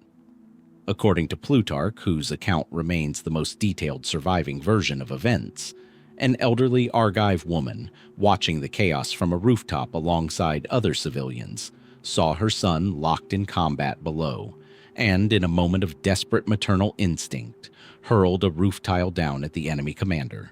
She could see threatening him. It struck Pyrrhus with enough force to stun him and break his neck, and he fell from his horse into the street below, where, according to Plutarch, a soldier named Epirus, fighting for the opposing Argive faction, recognized the fallen king and finished him, reportedly decapitating him in the confusion. What happened to Pyrrhus's body afterward is where the ancient accounts begin to genuinely diverge, and where certainty starts to give way to competing, only partially reconcilable traditions. The most widely cited version, again drawn largely from Plutarch, holds that Pyrrhus's head was carried to Antigonus II Gonatas, the same Antigonus who, decades later, would raise the protective burial mound over the royal tombs at Vergina, who was, at the time, both a rival claimant to territory Pyrrhus had contested and, somewhat unexpectedly, a ruler who reacted to his enemy's death not with triumph, but with visible grief and disapproval of how the killing had unfolded. Plutarch describes Antigonus rebuking his own son for treating the enemy king's remains disrespectfully, and ultimately arranging for Pyrrhus's body, or at least what portion of it had been recovered, to be treated with the funeral honors owed to a fellow king, rather than displayed as a war trophy. This detail, small as it is, matters enormously to how historians read the story. It suggests a formal, honorable burial was intended and likely carried out, rather than a battlefield disposal. But where exactly that burial took place is never stated with the precision later historians would want. Some ancient sources imply the remains, or at least the recovered portions, were returned to Epirus, Pyrrhus's own kingdom in northwestern Greece, for burial among his ancestors. A plausible outcome given Antigonus's reported respect for royal funerary custom, and consistent with how other defeated Hellenistic kings were sometimes handled by their more chivalrous rivals. Other traditions suggest at least part of the body, possibly the head separately from the rest, may have remained in the region around Argos itself, given the chaotic circumstances of the death and the practical difficulties of transporting royal remains any real distance in the political disorder that followed a contested succession battle within Argos's own factions. No tomb identified with confidence as Pyrrhus's has ever been located in either region. Epirus itself has been the subject of considerable archaeological work over the past century, particularly around Pyrrhus's capital at Ambracia, modern Arda, but no discovery there has been definitively linked to his burial and the kingdom's turbulent later history, including its eventual brutal destruction by Rome in 167 BC, when Roman forces reportedly enslaved as many as 150,000 people across Epirus in a single punitive campaign, makes the survival of any specific royal monument from a century earlier genuinely uncertain. Argos, for its part, has yielded extensive archaeological material from its ancient history, but nothing conclusively tied to the death or burial of the invading king who fell in its streets.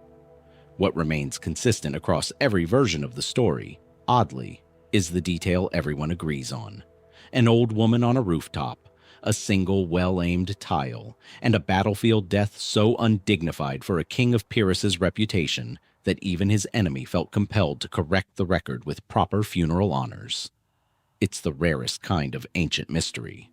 Not a disputed cause of death, which is unusually well documented and agreed upon across sources, but a well-documented death followed immediately by an undocumented burial, as though ancient historians considered the manner of his dying important enough to preserve in vivid detail, and the location of his resting place not worth the ink. Somewhere in Epirus, or somewhere near the streets of Argos, the body of a king nearly capable of matching Alexander's ambition may still lie exactly where his enemies, out of a strange and unexpected respect, chose to leave him. Leave the Peloponnese behind entirely now, and the Mediterranean world with it. Cross an ocean, skip forward roughly 2 centuries, and descend onto a high, arid plateau in southern Peru, where the ground itself has been carrying a message for over 2,000 years that no one on the surface has been fully able to read. The Nazca Desert stretches across roughly 450 square kilometers of coastal plain between the Andes and the Pacific, one of the driest places on Earth, its surface covered in a thin layer of reddish-brown iron oxide pebbles resting atop a lighter-colored soil beneath. That specific geological arrangement is the reason the Nazca lines exist at all, and the reason they've survived as long as they have. By removing the darker surface stones and piling them along the edges, ancient people exposed the pale ground underneath, carving lines, geometric shapes, and enormous figures into the desert floor with a precision that remains difficult to fully explain even now. Because the region receives almost no rainfall and very little wind at ground level, those exposed lines have simply stayed there, largely undisturbed, for somewhere between 1,500 and 2,000 years. There are, by current archaeological counts, over 800 straight lines, some running for kilometers with almost no deviation, along with roughly 300 geometric figures, spirals, trapezoids, triangles, and around 70 figurative designs depicting animals and plants. A hummingbird with a wingspan of over 60 meters, a monkey with a spiraling tail, a spider, a condor, a killer whale, rendered in outlines so large that for centuries after their creation, no one on the ground could actually perceive their full shape. That last detail is, in many ways, the beginning of the entire mystery. The figures at Nazca were built to a scale that only makes complete visual sense from significant height, and the people who made them, working roughly between 500 BC and 500 AD according to most archaeological dating, had no aircraft, no hot air balloons confirmed by evidence. Nothing that historians can verify would have let them see their own finished work the way we see it today, from a plane window or a satellite photograph. That single fact, vast art, invisible to its own makers at ground level, is the seed from which nearly every competing theory about the Nazca lines has grown. The most widely accepted archaeological explanation connects the lines to the Nazca culture, the pre-Incan civilization that inhabited the region during the period the lines were made, and to ritual practices tied to water and fertility in an environment where both were desperately scarce. Researchers including Johann Reinhard, who conducted extensive fieldwork at the site in the 1980s, have argued that many of the lines point toward water sources, or align with seasonal water flow patterns, suggesting a connection to rituals meant to summon rain or honor mountain deities believed to control it.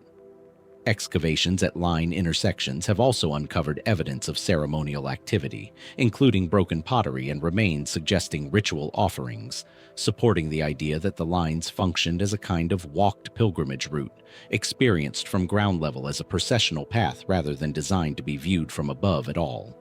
Meaning the problem of aerial visibility may be a modern viewer's assumption imposed on a culture that never intended or needed to see its own art from the sky. A separate, long-standing theory, advanced prominently by German mathematician Maria Rieke, who spent over 4 decades studying and personally protecting the site starting in the 1940s, proposed that the lines functioned as a kind of massive astronomical calendar, with individual lines and figures aligned to the rising and setting points of the sun, moon, and specific stars at significant times of year, including the summer solstice. Rieke's work brought the site global attention and was instrumental in getting it protected as a UNESCO World Heritage Site in 1994. But later, more rigorous statistical analysis of the alignments has been decidedly mixed.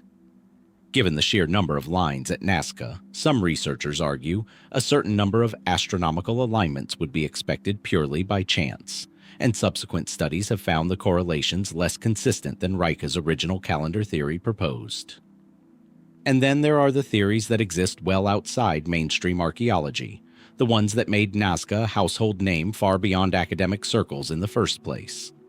Swiss author Erich von Däniken, in his 1968 book Chariots of the Gods, proposed that the lines were built as landing strips or signals for ancient extraterrestrial visitors, an idea with no supporting archaeological evidence whatsoever, but one that proved durable enough in popular culture that it remains, to this day, probably the single most widely known explanation for Nazca among people who've never read a single academic paper on the subject.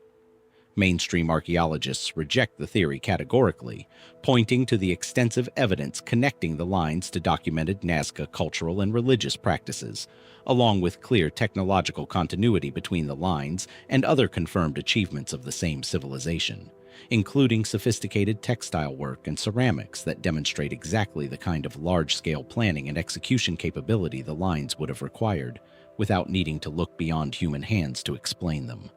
What makes Nazca different from the tombs and treasures already covered in this collection is that the object of mystery was never lost or hidden at all. It's been sitting in plain sight on the surface of the Earth for 2,000 years, visible to anyone who happened to climb the surrounding foothills. And yet its full form remained essentially unrecognized by outsiders until the early 20th century, when commercial aircraft began flying over the region and pilots started reporting strange patterns in the desert below. The lines have survived flood damage, encroaching development, and, in a handful of documented recent incidents, careless drivers who've cut new, unauthorized tracks directly across figures that took a civilization months or years to construct and 2 millennia of near-total stillness to preserve. Every scar like that is permanent. The desert does not heal what's cut into it. Whatever the original builders intended their work to communicate, and to whom, the ground has kept the message legible far longer than the meaning behind it. The lines are still there, precise and undamaged in most places, waiting on an answer that the culture who drew them never wrote down.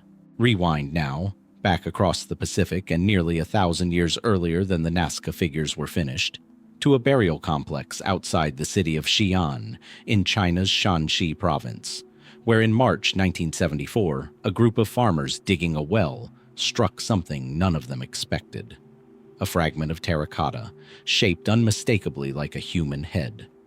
What that discovery eventually revealed after decades of ongoing excavation was one of the largest and most logistically staggering funerary projects ever undertaken by any civilization. An underground army built to accompany Qin Shi Huang, China's first emperor, into the afterlife.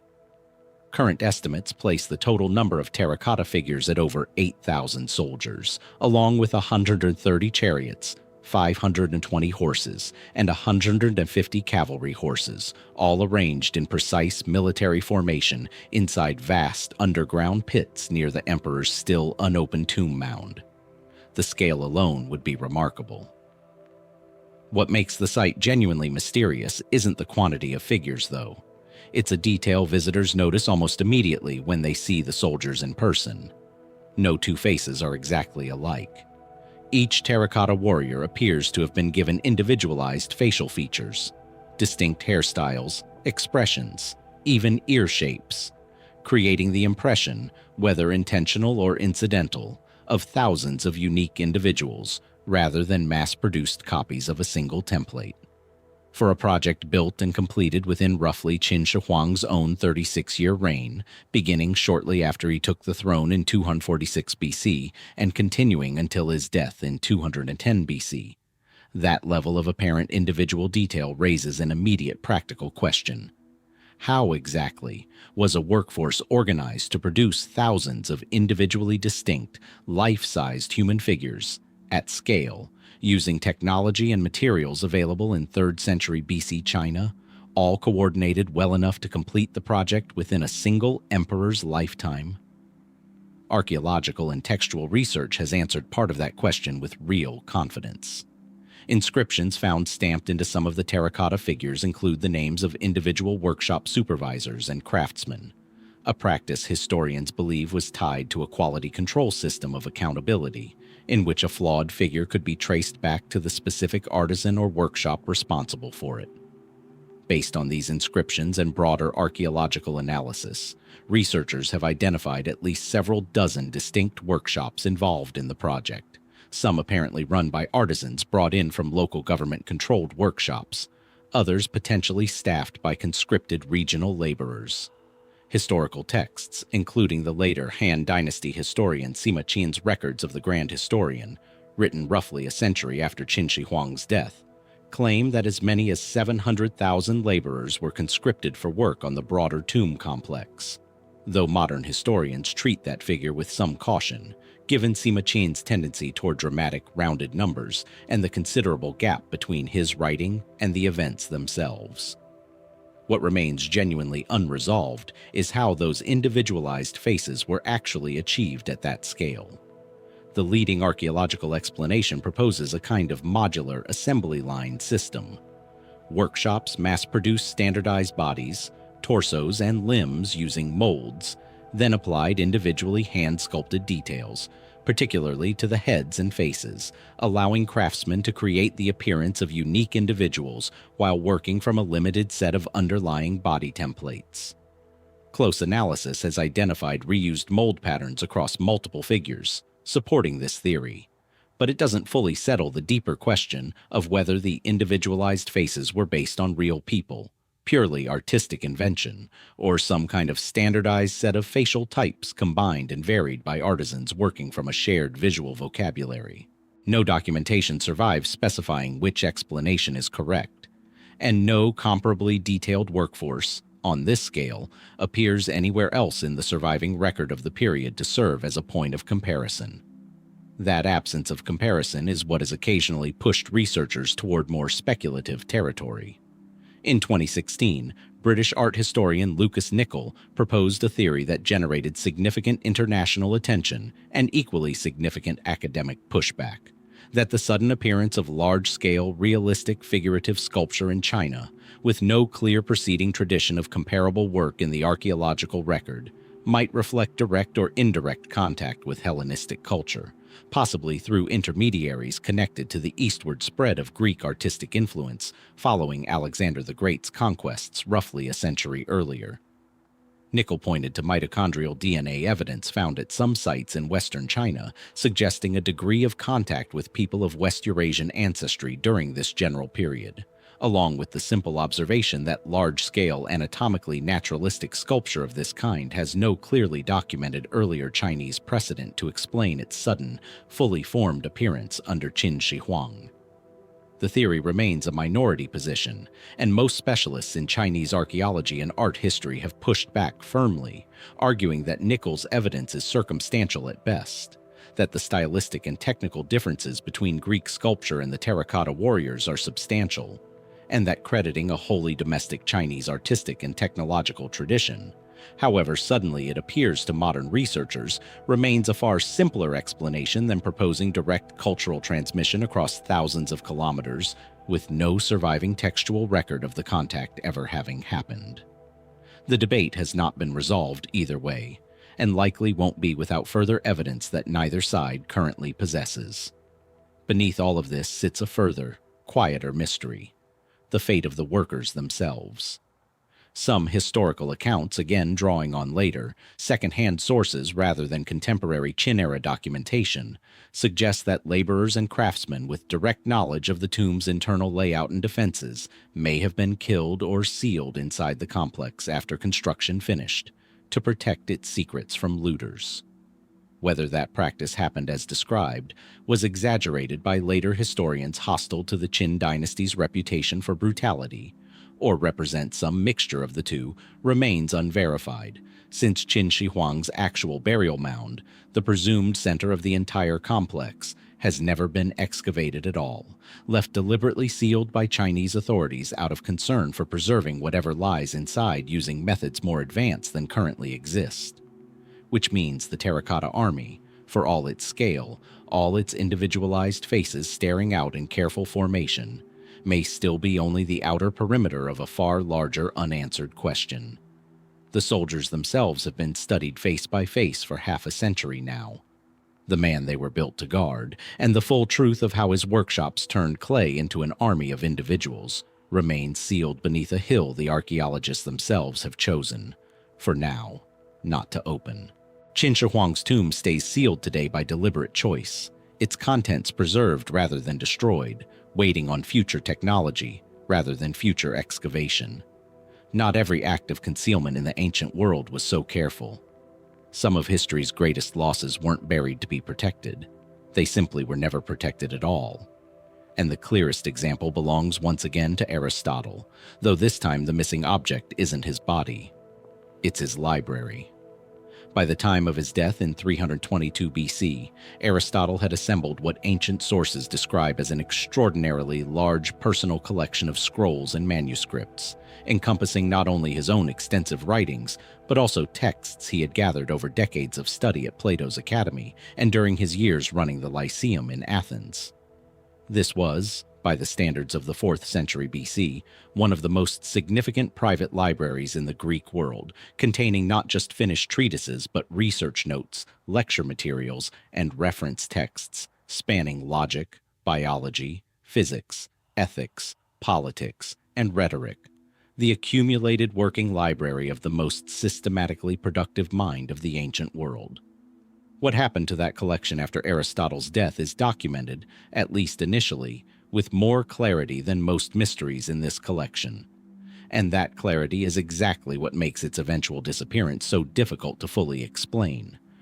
According to the later geographer and historian Strabo, writing roughly 3 centuries after the fact but drawing on earlier sources, Aristotle's library passed to his successor at the Lyceum, a philosopher named Theophrastus, who both expanded the collection with his own extensive writings and continued running the school as a center of active research. When Theophrastus died around 287 BC, he left the entire library, according to Strabo's account, to a lesser-known figure named Neleus of Skepsis, a former student who chose not to remain in Athens and instead carried the collection back with him to his home city of Skepsis, in Asia Minor, near the Aegean coast of what's now western Turkey. It's at this point that the story shifts from institutional history into something closer to a hidden treasure narrative, and Strabo tells it in vivid, specific detail. According to his account, Neleus's heirs, uninterested in philosophy and apparently unaware of, or indifferent to, the value of what they possessed, allowed the collection to languish. When the Attalid kings of Pergamon began aggressively acquiring texts for their own famous library, reportedly even resorting to confiscating books from private collections across their territory to build their collection into a rival for the Great Library of Alexandria, Neleus's descendants, fearing their inherited scrolls might be seized, took an extraordinary and, if true, almost unbelievable step. They hid the entire library in an underground pit, dug specifically to conceal it, where the manuscript sat buried and forgotten for roughly a century and a half, slowly deteriorating in conditions no ancient text was ever meant to survive. Strabo reports that the collection was eventually rediscovered and purchased around 100 BC by a wealthy bibliophile named Apellicon of Teos, who transported the damaged manuscripts to Athens and attempted to have them restored and recopied, though the texts had reportedly suffered significant damage from moisture and insect activity during their long burial, leaving gaps and corruptions that later editors had to reconstruct as best they could. Then, in 86 BC, the Roman general Sulla captured Athens during his war against Mithridates of Pontus, and Apellicon's library, including the recovered Aristotelian texts, was seized as war plunder and shipped to Rome, where it eventually came into the hands of scholars including Andronicus of Rhodes, who is credited with producing the first systematic, edited collection of Aristotle's surviving works, the foundation for essentially every text of Aristotle's writing that survives and circulates today. If Strabo's account is accurate in its broad outline, it means that the entire corpus of Aristotle's work now available to modern readers passed through a buried pit in Asia Minor, damaged by damp and insects for over a century, before being rescued, restored, and edited by scholars working from what was likely already an incomplete and imperfectly reconstructed text. It's a genuinely strange thought that our access to one of history's most systematic and influential thinkers may rest on manuscripts that spent longer underground, decaying, than they'd previously spent in active circulation. But modern classical scholars treat Strabo's story with considerable, warranted caution, and this is where the mystery deepens rather than resolves. Strabo was writing roughly 2.5 centuries after the events he describes, and no earlier, independent source confirms the pit burial story in anything like the same detail. Some historians view it as substantially accurate, pointing to genuine textual evidence of corruption and gaps in Aristotle's surviving works that could plausibly result from exactly this kind of physical damage and imperfect restoration. Others regard the underground burial as likely embellishment or exaggeration, layered onto a real but more mundane story of a private library falling into disuse and passing through several hands before reaching Rome, its dramatic burial invented or inflated somewhere along the chain of retelling to explain textual problems that may have had far more ordinary causes, including simple centuries of hand-copying errors common to nearly every ancient text that survives at all. What's not disputed is the scale of what's actually missing. Ancient catalogues, including one attributed to a Hellenistic librarian named Hermippus, list far more titles credited to Aristotle than have survived into the modern era. Entire dialogues, treatises, and collected works referenced by later ancient writers who clearly had access to texts that no longer exist in any form today. Some of what we now consider Aristotle's core surviving works may themselves be lecture notes or student compilations rather than the polished treatises he intended for wider circulation, the rougher working materials having simply outlasted the finished versions. History tells us he actually meant the world to read. Whether that gap between what once existed and what survives today is the direct result of a damp pit near Skepsis, or the far more ordinary erosion of 2,000 years of copying, loss, and neglect, remains genuinely unresolved. Either way, the man who spent his life organizing the natural world into categories precise enough to still shape modern science left behind a body of work whose own history refuses to sit still. Its physical journey from Athens to Asia Minor to Rome, recorded just clearly enough to tantalize, and just vaguely enough to leave every scholar who studies it wondering exactly how much of Aristotle's mind never made the trip back at all. Sulla's soldiers carried a pelican's damaged scrolls out of Athens as spoils of war, one culture's treasured object seized and repurposed by another that barely understood what it had taken. That same pattern, an object built by one culture, claimed or buried far from wherever it was actually made, reappears almost 2 centuries later and thousands of kilometers to the north, in a peat bog in Jutland, Denmark, where in May 1891 workers cutting peat for fuel struck something metallic buried just beneath the surface. What they found, disassembled into 5 curved side plates, 1 base plate, and a decorated rim, was a large silver vessel that, once reassembled, stood roughly 42 centimeters tall and weighed nearly 9 kilograms, making it the largest known surviving piece of European Iron Age silverwork. Now known as the Gundestrup Cauldron, after the bog where it was recovered, the vessel is covered, inside and out, in elaborate repoussé relief work depicting an extraordinary range of figures: gods and goddesses, warriors, animals both real and mythological, including elephants and what appear to be griffins, along with scenes that seem to depict ritual sacrifice, including one panel showing a large figure dunking a smaller human figure headfirst into a vessel, an image whose meaning remains genuinely debated among specialists in Iron Age religious iconography. The cauldron's decoration is where its central mystery begins, because almost nothing about its imagery points cleanly toward the culture that buried it. Denmark, in the period the cauldron is believed to have been made, sat within the broader sphere of Germanic and Celtic Iron Age culture, and initial assumptions, dating back to the vessel's discovery in the 19th century, held that it was likely a Celtic ritual object, produced somewhere in Gaul or the British Isles, and either traded or looted into Denmark before being deliberately placed in the bog. Several of the figures depicted do align with recognizable elements of Celtic mythology and iconography from roughly the same period, including a horned figure widely identified with the god Cernunnos, known from other confirmed Celtic artistic sources across continental Europe. But the metalworking technique itself tells a different, harder to reconcile story. Detailed technical and metallurgical analysis conducted over the past several decades has found that the cauldron's silver content and specific characteristics of the repoussé technique used to create its relief decoration don't closely match known Celtic silverworking traditions from Western Europe. Instead, the closest technical and stylistic parallels identified by researchers point toward metalworking traditions from Thrace, in southeastern Europe, near the Black Sea, a region separated from Denmark by well over 1,000 kilometers of Iron Age Europe. Some scholars, building on this analysis, have proposed that the cauldron was actually produced by Thracian or broadly Balkan silversmiths, drawing on a visual vocabulary that blended genuine Celtic mythological subject matter with an entirely different regional craft tradition, possibly commissioned by Celtic patrons but executed by artisans working in a completely different technical school hundreds of kilometers to the southeast. That combination, Celtic subject matter rendered through what appears to be Thracian craftsmanship discovered buried in Denmark, has made the cauldron one of the most genuinely difficult artifacts in European archaeology to assign to a single confident cultural origin.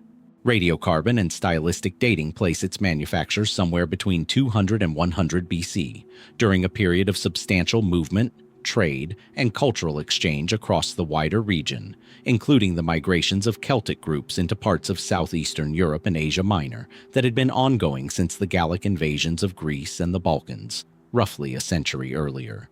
The same broad wave of movement that had carried Brennus's forces toward Delphi and eventually seeded Celtic settlement as far as Galatia in central Anatolia. If Thracian silversmiths did produce the cauldron for Celtic patrons, or in response to Celtic cultural influence reaching their region through exactly this kind of population movement, it would help explain the vessel's strange blend of subject matter and technique, though it still leaves entirely unanswered the question of how and why the finished object eventually traveled all the way north to a bog in Jutland. The manner of its burial adds a further separate layer to the puzzle. The cauldron wasn't lost accidentally or hidden for safekeeping in the way Nellius's heirs are said to have buried Aristotle's library. It had been deliberately disassembled into its component pieces and placed carefully in the bog, a practice with clear parallels to other confirmed ritual depositions found across Iron Age Northern Europe, where bogs were widely used as sites for votive offerings, sometimes including extraordinarily valuable objects, sacrificed permanently to the earth or to water deities rather than kept, used, or passed down. If the cauldron reached Denmark through trade, tribute, or diplomatic gift-giving, it may have circulated among Germanic elites for some period before eventually being selected for ritual sacrifice in the bog, its material value considered less important than whatever religious purpose its permanent removal from circulation was meant to serve. No inscription survives on the cauldron identifying its makers, its commissioners, or the reason for its final deposition. No comparable object of matching scale and craftsmanship has been found anywhere in the broader region to serve as a clear point of technical comparison, leaving researchers working from stylistic analogy and metallurgical inference rather than direct precedent. Even the basic question of whether the cauldron was made as a single, unified commission or assembled over time from panels crafted separately, then combined, remains genuinely debated, based on subtle inconsistencies some researchers have identified between different plates. What's certain is only the object itself.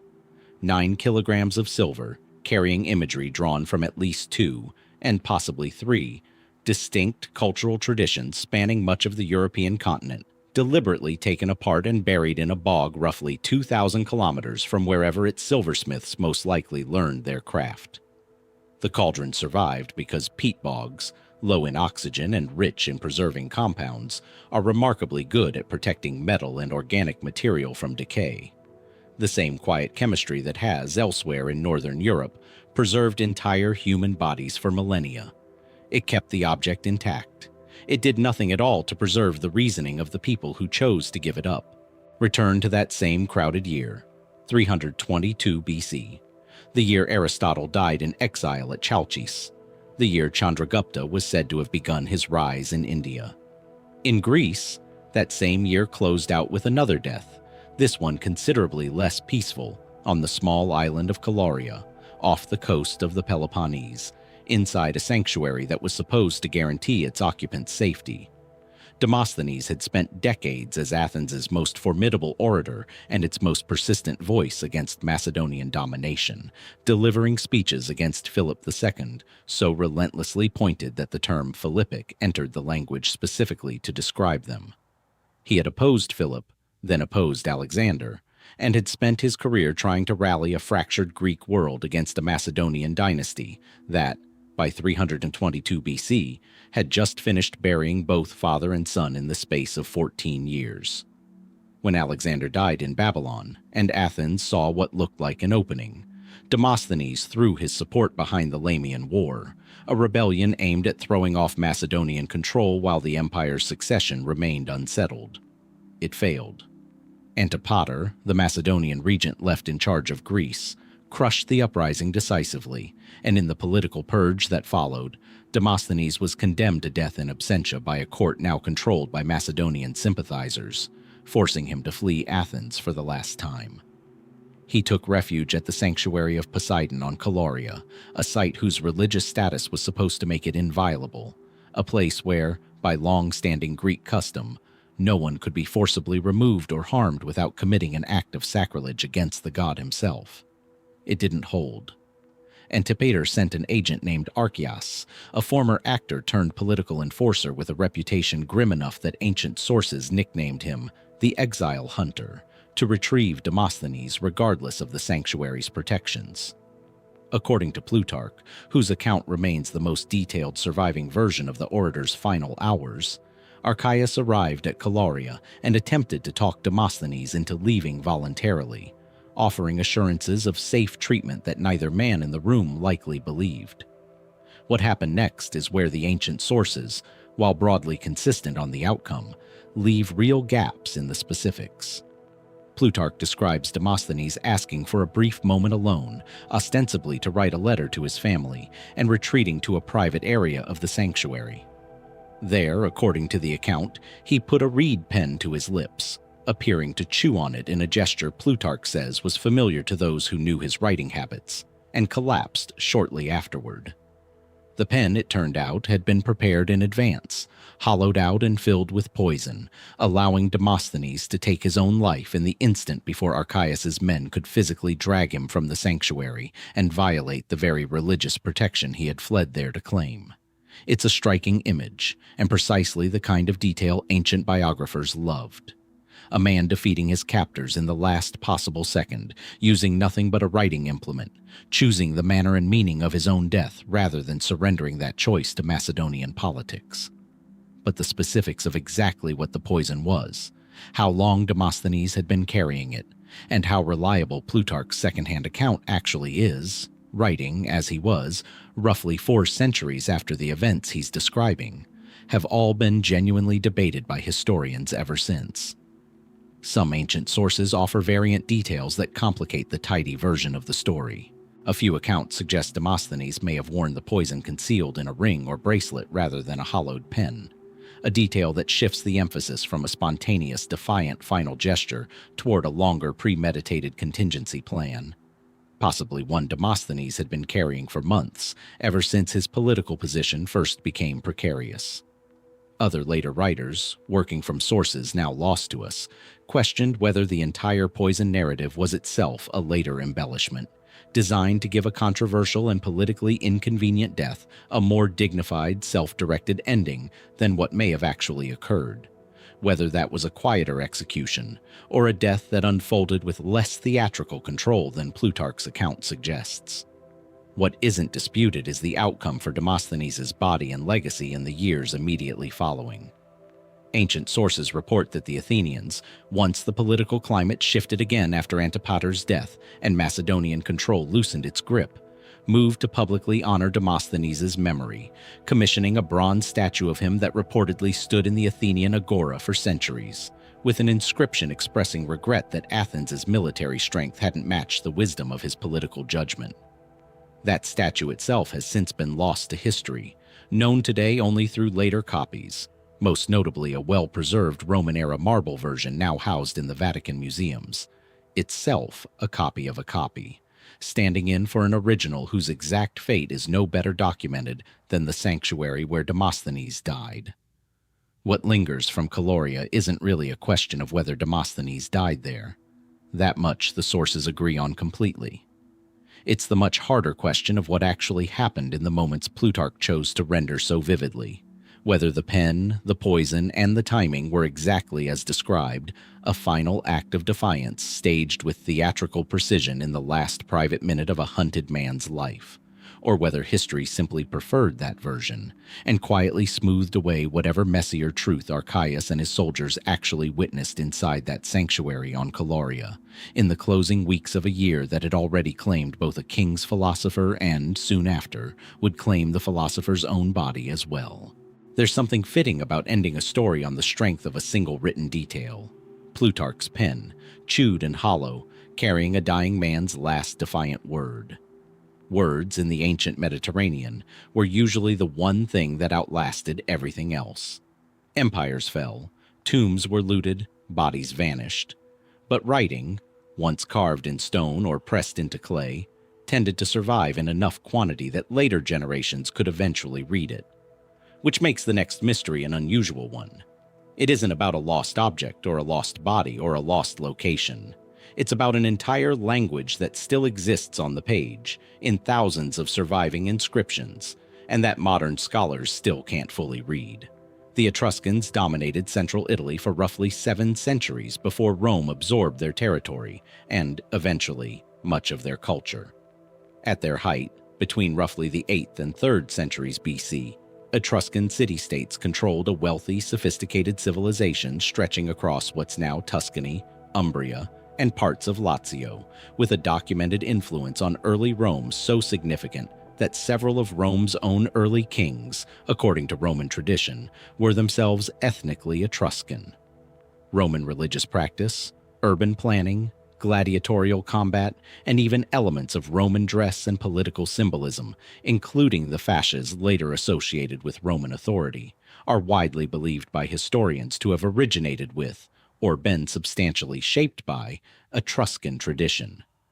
And yet the language that underpinned all of it remains only partially understood today, more than 2,000 years after Rome finished absorbing the last independent Etruscan cities.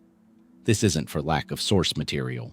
Over 13,000 Etruscan inscriptions have been discovered and catalogued, ranging from brief funerary tags identifying the dead to longer ceremonial and religious texts. And scholars can, in fact, read most of them at a basic level, reciting the sounds accurately, since Etruscan was written using a script closely derived from Greek alphabets, and successfully translating a good portion of shorter texts, which tend to follow predictable formulas naming the deceased, their family, and basic biographical details. What remains genuinely elusive is the deeper structure of the language itself. Its full grammar, most of its vocabulary beyond a core set of repeated terms, and, critically, its relationship to every other known language family in the ancient or modern world. That last point is the real heart of the mystery. Etruscan appears to be what linguists call a language isolate, or at minimum part of a very small, otherwise extinct language family, with no confirmed connection to the Indo-European languages that came to dominate most of Europe, including Latin, Greek, and the Celtic and Germanic languages spoken across the rest of the continent during the same general period. This makes Etruscan almost uniquely difficult among ancient Mediterranean languages, because most other lost or partially lost scripts from the ancient world eventually got cracked, at least in part, by identifying their relationship to a known language family and working backward from there. Linear B, once considered undecipherable, turned out to be an early form of Greek, and once that connection was established in the 1950s, the script yielded to sustained scholarly effort within a matter of years. Etruscan has enjoyed no equivalent breakthrough because there's no confirmed relative to compare it against. The longest surviving Etruscan text illustrates the problem perfectly. Known as the Liber Linteus, or Linen Book, it consists of roughly 1,200 words of Etruscan text, written on linen cloth that was, in one of history's stranger accidents of preservation, later cut into strips and used to wrap an Egyptian mummy now housed in Zagreb, Croatia, meaning the longest surviving document in the Etruscan language survives specifically because it was repurposed, centuries after its original use, as mummy wrapping in a completely different culture thousands of kilometers from where it was written. Scholars have identified the text as some form of religious or ritual calendar, based on repeated references to dates and what appear to be instructions for specific ceremonies.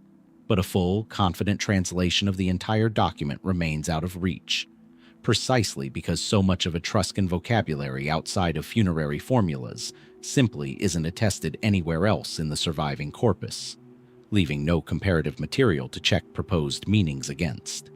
Where the language actually came from has generated its own long-running scholarly debate, one that stretches back to antiquity itself.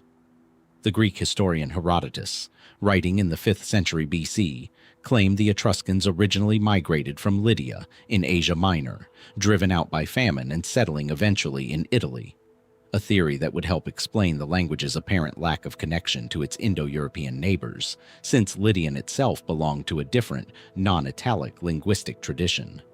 The Roman historian Dionysius of Halicarnassus, writing several centuries later, disagreed entirely, arguing the Etruscans were indigenous to Italy, an unrelated native population with no foreign migration behind their origins at all.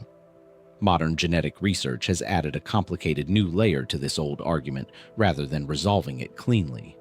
Some ancient DNA studies have found genetic continuity between Etruscan-era remains and earlier populations native to Italy, seeming to support Dionysius's indigenous theory, while other analyses have identified traces of ancestry connecting Etruscan populations to Anatolia, lending at least partial support to the migration story Herodotus recorded over 2,000 years earlier.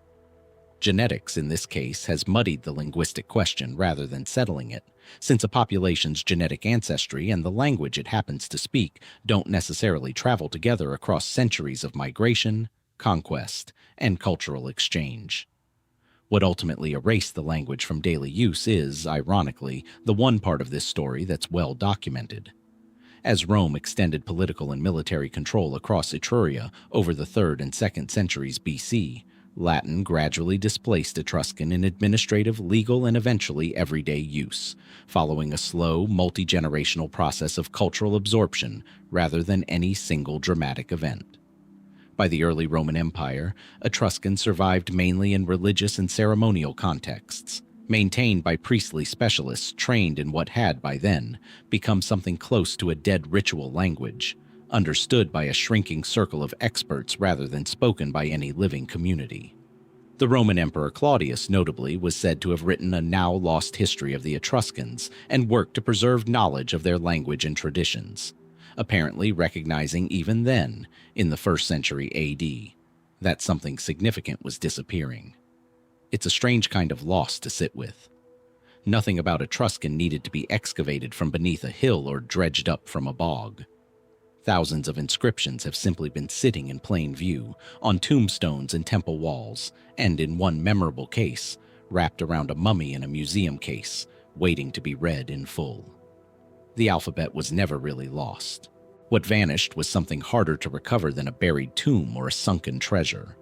The living context, the native speakers, the unwritten common knowledge that would have let 2,000 years of scholars simply understand what an entire civilization was quietly trying to tell them, in a language sitting right there on the page. The Etruscans built their cities to the north and west of Rome, their neighbors to the south and east, across the Apennine Mountains in a rugged interior region of central southern Italy, were a different people entirely, one who fought Rome longer, harder, and more persistently than almost any other Italian power, and who then, over the following centuries, simply stopped appearing as a distinct people in the historical record at all.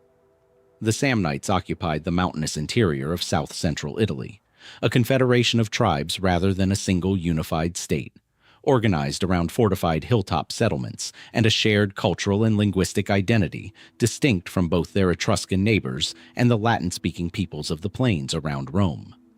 They spoke Oscan, a member of the Italic language family related to, but distinct from, Latin and archaeological evidence points to a warrior-based society organized around clan and tribal structures, with a military reputation formidable enough that Rome fought 3 separate large-scale wars against the Samnite Confederation between 343 and 290 BC, collectively known as the Samnite Wars, before finally securing lasting dominance over the region.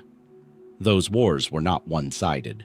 The Samnites inflicted one of the most humiliating defeats in early Roman military history at the Battle of the Caudine Forks in 321 BC, the same year notably that Ptolemy was diverting Alexander's funeral carriage into Egypt on the opposite side of the Mediterranean, trapping an entire Roman army in a narrow mountain pass and forcing the surviving legionaries to surrender and pass individually under a symbolic yoke, a ritual of total humiliation that Roman writers recorded with obvious, lingering bitterness generations later. It would take Rome over 2 more decades of grinding warfare, and eventually the formation of a broader coalition against them involving Etruscans, Gauls, and other Italian peoples at the Battle of Sentinum in 295 BC, to finally break organized Samnite military resistance for good. Even after that defeat, though, the Samnites didn't simply disappear. They remained a distinct, identifiable presence in Roman-era Italy for centuries afterward, and when the opportunity arose, they rebelled again, joining the broader Italian revolt against Rome known as the Social War in the early 1st century BC, fighting for expanded citizenship rights alongside other long-subjugated Italian peoples. That rebellion ended badly for them.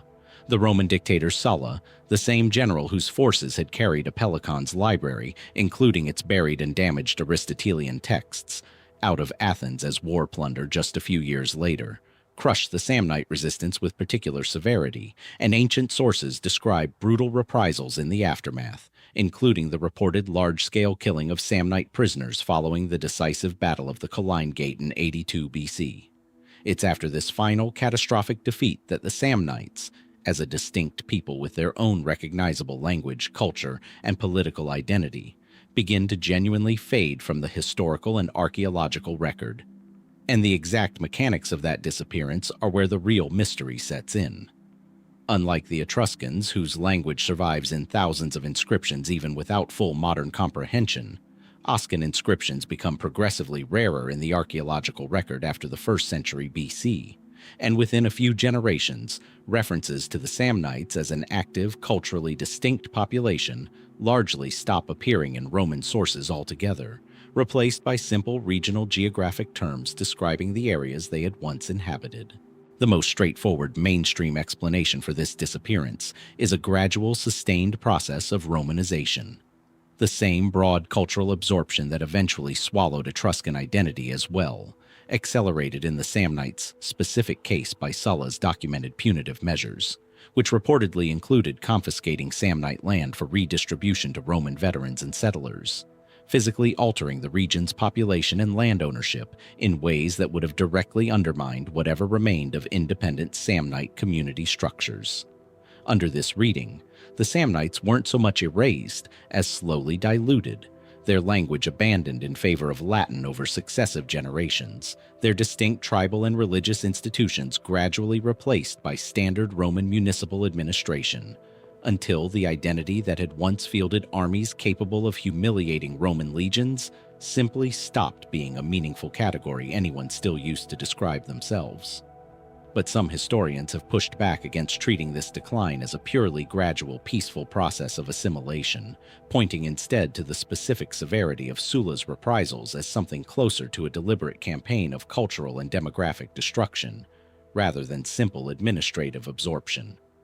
Ancient sources, including later Roman writers reflecting on Sulla's prescriptions, describe the treatment of the defeated Samnites in language notably harsher than that used for other conquered Italian peoples, and the archaeological record does show a genuinely sharp decline in distinctly Samnite material culture, settlement patterns, and Oscan language inscriptions, concentrated specifically in the decades immediately following the Social War, rather than the slower, multi-century fade one might expect from ordinary cultural assimilation alone.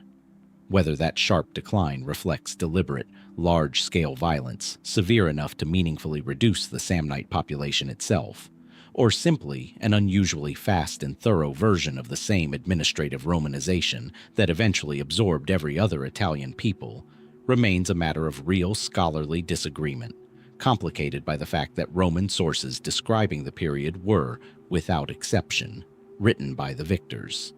Archaeological work in the Samnite heartland, particularly around sites like Pietrabondante, has continued to uncover material evidence of Samnite religious and civic life, including a well-preserved sanctuary and theater complex that suggests a culture still actively building significant public architecture right up until the final Roman conquest. What's harder to recover archaeologically is the more granular, human question underneath the broader pattern. How many Samnite communities were destroyed outright?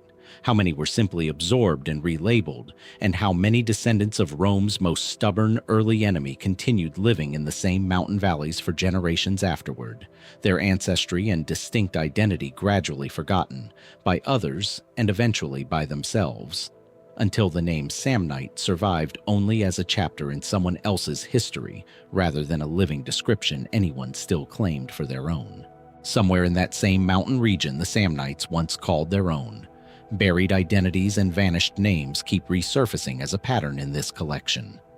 And nowhere does that pattern cut closer to the beginning of this journey than in the fate of the one woman who might have shaped the entire future of Alexander's empire, had her son ever been allowed to grow up and claim it. Roxana was a Bactrian noblewoman, daughter of a local chieftain named Oxyartes, whom Alexander married in 327 BC during his campaign through Central Asia, in what's now northern Afghanistan. Ancient sources, including Plutarch, describe the marriage as at least partly a genuine love match, though it also served an obvious political purpose, binding Alexander to the powerful local nobility of a region his armies had struggled to fully pacify through conquest alone. Roxana traveled with Alexander for the remainder of his campaigns, through India and back to Babylon, and was pregnant with his child when Alexander died there suddenly in June of 323 BC, leaving behind no clear, undisputed heir and an empire immediately thrown into crisis by his generals' competing ambitions. Her son, Alexander IV, was born a few months after his father's death, and his birth transformed Roxana overnight from a foreign-born widow into the mother of the only legitimate blood heir to the largest empire the world had yet seen, a position of theoretical enormous importance that, in practice, made her and her infant son targets rather than protected royalty. The regents who took formal control of the empire in the child's name, first Perdiccas and later others, treated Alexander IV as a symbolic figurehead whose nominal kingship was worth fighting over precisely because whoever controlled him controlled the closest thing to legitimate authority remaining from Alexander's own bloodline. Roxana, according to Plutarch and other ancient sources, moved decisively and violently to secure her son's position early on, reportedly arranging the murder of Statera, one of Alexander's other wives, a Persian princess who was also pregnant at the time of Alexander's death and represented a potential rival claim to royal legitimacy. Whether Roxana acted alone or with the support of powerful allies at court remains unclear from the surviving sources, but the killing set the tone for the brutal, unsentimental years that followed, as the wars of the Diadochi consumed Alexander's former generals in a decades-long struggle over the empire's remains. For years, Roxana and her son were shuffled between the custody of various regents and generals, effectively hostages whose survival depended entirely on which faction currently held them and how useful their symbolic legitimacy remained to that faction's ambitions.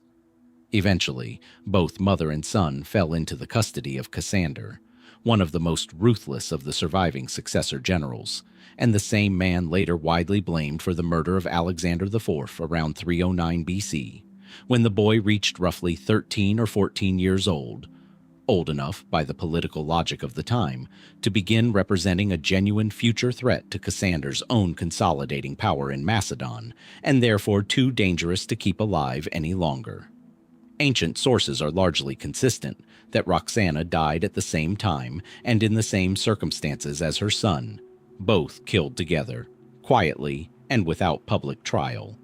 On Cassander's orders, their deaths concealed from wider knowledge for as long as possible to avoid provoking immediate backlash from other successor factions, who might have used the killing as a pretext for renewed war. It's this deliberate secrecy surrounding their deaths that sets up the deeper mystery. Unlike Philip II, whose assassination happened in front of hundreds of witnesses in an open theater, Roxana and Alexander IV appear to have been eliminated quietly, in confinement, specifically because Cassander needed their deaths to attract as little attention and ceremony as possible. That need for secrecy extended, it seems, to their burial. No ancient source records the location where Roxana and her son were interred, and no tomb has ever been identified with any real confidence as belonging to either of them. Some historians have proposed they may have been buried at Amphipolis, the same site whose enormous anonymous 4th century BC tomb complex has already generated its own unresolved debate over its occupants, given the site's scale, its royal-level craftsmanship, and its construction date falling within a plausible window for either burial. If that theory is correct, the infant remains found among the 5 sets of bones in the Amphipolis tomb's central chamber could, at least theoretically, belong to a different royal child altogether than previously proposed, adding yet another layer of uncertainty to a site that already resists confident identification. Other historians consider it more likely that Roxana and her son were buried more modestly, without the kind of monumental architecture that tends to survive in the archaeological record, precisely because Cassander had every political incentive to ensure their deaths, and by extension, their burial, remained as unremarkable and untraceable as possible. A grand, visible tomb would have contradicted the entire purpose of the secrecy surrounding their killing in the first place, making a deliberately modest, possibly even unmarked burial the more logically consistent outcome, however unsatisfying that is for anyone hoping to eventually locate it. What's left in the end is a genuinely uncomfortable historical irony. Roxana had once held, however briefly and precariously, a position that made her arguably the most politically significant woman in the entire Hellenistic world. The mother of Alexander's only acknowledged heir, fought over and protected and imprisoned in turn by men who understood exactly what her son represented. And yet her death, and her son's, left behind no monument, no inscription, no confirmed resting place of any kind. The men who eliminated them succeeded completely in achieving the one thing they needed most, making sure that whatever happened to Roxana's body afterward would leave as little trace in history as the men responsible could possibly arrange. Return one last time to Babylon, to the same city where Alexander died, where his funeral carriage began its diverted journey, where his empire first split apart in the hands of men who could not agree on who deserved to hold it. Beyond the palace walls, along the banks of the Euphrates, Alexander had been assembling something in the final months of his life that historians still can't fully account for. An enormous fleet, built for a purpose that died with him and vanished from the record almost as completely as he did. By 323 BC, Alexander's ambitions had shifted from land conquest toward the sea. Ancient sources, chiefly the historian Arrian, describe Alexander commissioning an enormous shipbuilding program at Babylon in the months before his death, using cedar wood transported from Lebanon and Cyprus, with a workforce of Phoenician shipwrights brought in specifically for their expertise, since Babylon itself had no strong native maritime tradition to draw on. The scale described in ancient accounts is genuinely staggering. Arrian references plans for as many as 1,000 warships, intended for a campaign whose ultimate target remains debated among historians to this day. Some ancient sources suggest Alexander intended to circumnavigate and conquer the Arabian Peninsula. Others point to broader ambitions, possibly extending toward a full naval exploration and conquest of territories bordering the Persian Gulf, or even, in the more expansive interpretations, laying the groundwork for a future campaign against Carthage in the western Mediterranean, a plan some ancient writers claim Alexander had begun quietly organizing before his death interrupted it. Whatever the fleet's ultimate destination was meant to be, its assembly was interrupted in the most abrupt way possible. Alexander fell ill in early June of 323 BC and died within roughly 2 weeks, and the shipbuilding program, along with every other unfinished ambition he'd been organizing at the time, was thrown into the same chaotic uncertainty that consumed the rest of his empire. What happened to the fleet itself afterward is where the ancient sources become frustratingly thin, offering only scattered indirect references rather than any clear continuous account. Some historians believe portions of the fleet were completed and briefly used by Alexander's successors in the early wars of the Diadochi, repurposed for regional conflicts far removed from Alexander's original, more ambitious naval vision, as his former generals fought over Babylon and the surrounding satrapies rather than any distant maritime conquest. Others argue that much of the fleet still under construction at the time of Alexander's death was likely abandoned outright as the shipwrights and laborers dispersed amid the political chaos, with unfinished vessels left to rot along the riverbanks or their valuable cedar timber stripped and repurposed for more immediately pressing construction projects by whichever faction controlled Babylon in any given year. The physical evidence that might settle the question definitively has never been found, and the reasons why connect to one of the more genuinely frustrating gaps in Near Eastern archaeology. Babylon's exact ancient riverine geography has shifted substantially over the more than 2,000 years since Alexander's death, as the Euphrates River itself has changed course repeatedly, a common occurrence for major rivers running through soft alluvial plains over long timescales. Any harbor installations, shipyards, or abandoned vessels that once lined the ancient riverbank near Babylon could now sit meters away from the river's current path, buried under centuries of sediment, or may have been destroyed entirely by the river's own shifting channel cutting directly through the original construction site at some point in the intervening millennia. Systematic archaeological investigation of the specific area where ancient sources place the shipbuilding effort has also been limited by decades of regional political instability across Iraq, restricting the kind of sustained, large-scale excavation that might otherwise have been conducted to search for shipyard foundations, timber remains, or other physical traces of the project. What little material evidence exists from Hellenistic-era Babylon relating to riverine infrastructure remains fragmentary, pieced together from a combination of textual references and limited excavation, rather than any comprehensive survey of the ancient harbor district as a whole. This gap has, predictably, invited speculation extending well beyond the mainstream historical debate over the fleet's likely mundane fate.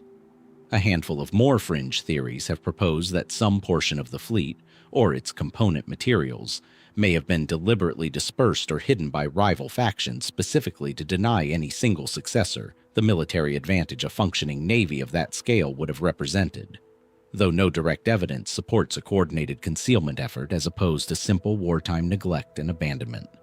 The more grounded, though still unproven, mainstream position remains that the fleet was likely disassembled, repurposed, or left to decay through entirely ordinary processes of wartime disruption and administrative collapse, with no elaborate conspiracy required to explain its disappearance, only the simple fact that ambitious construction projects tend not to survive their patron's sudden death, particularly when everyone left behind is far more occupied with fighting over what remains of the empire than finishing what he'd started.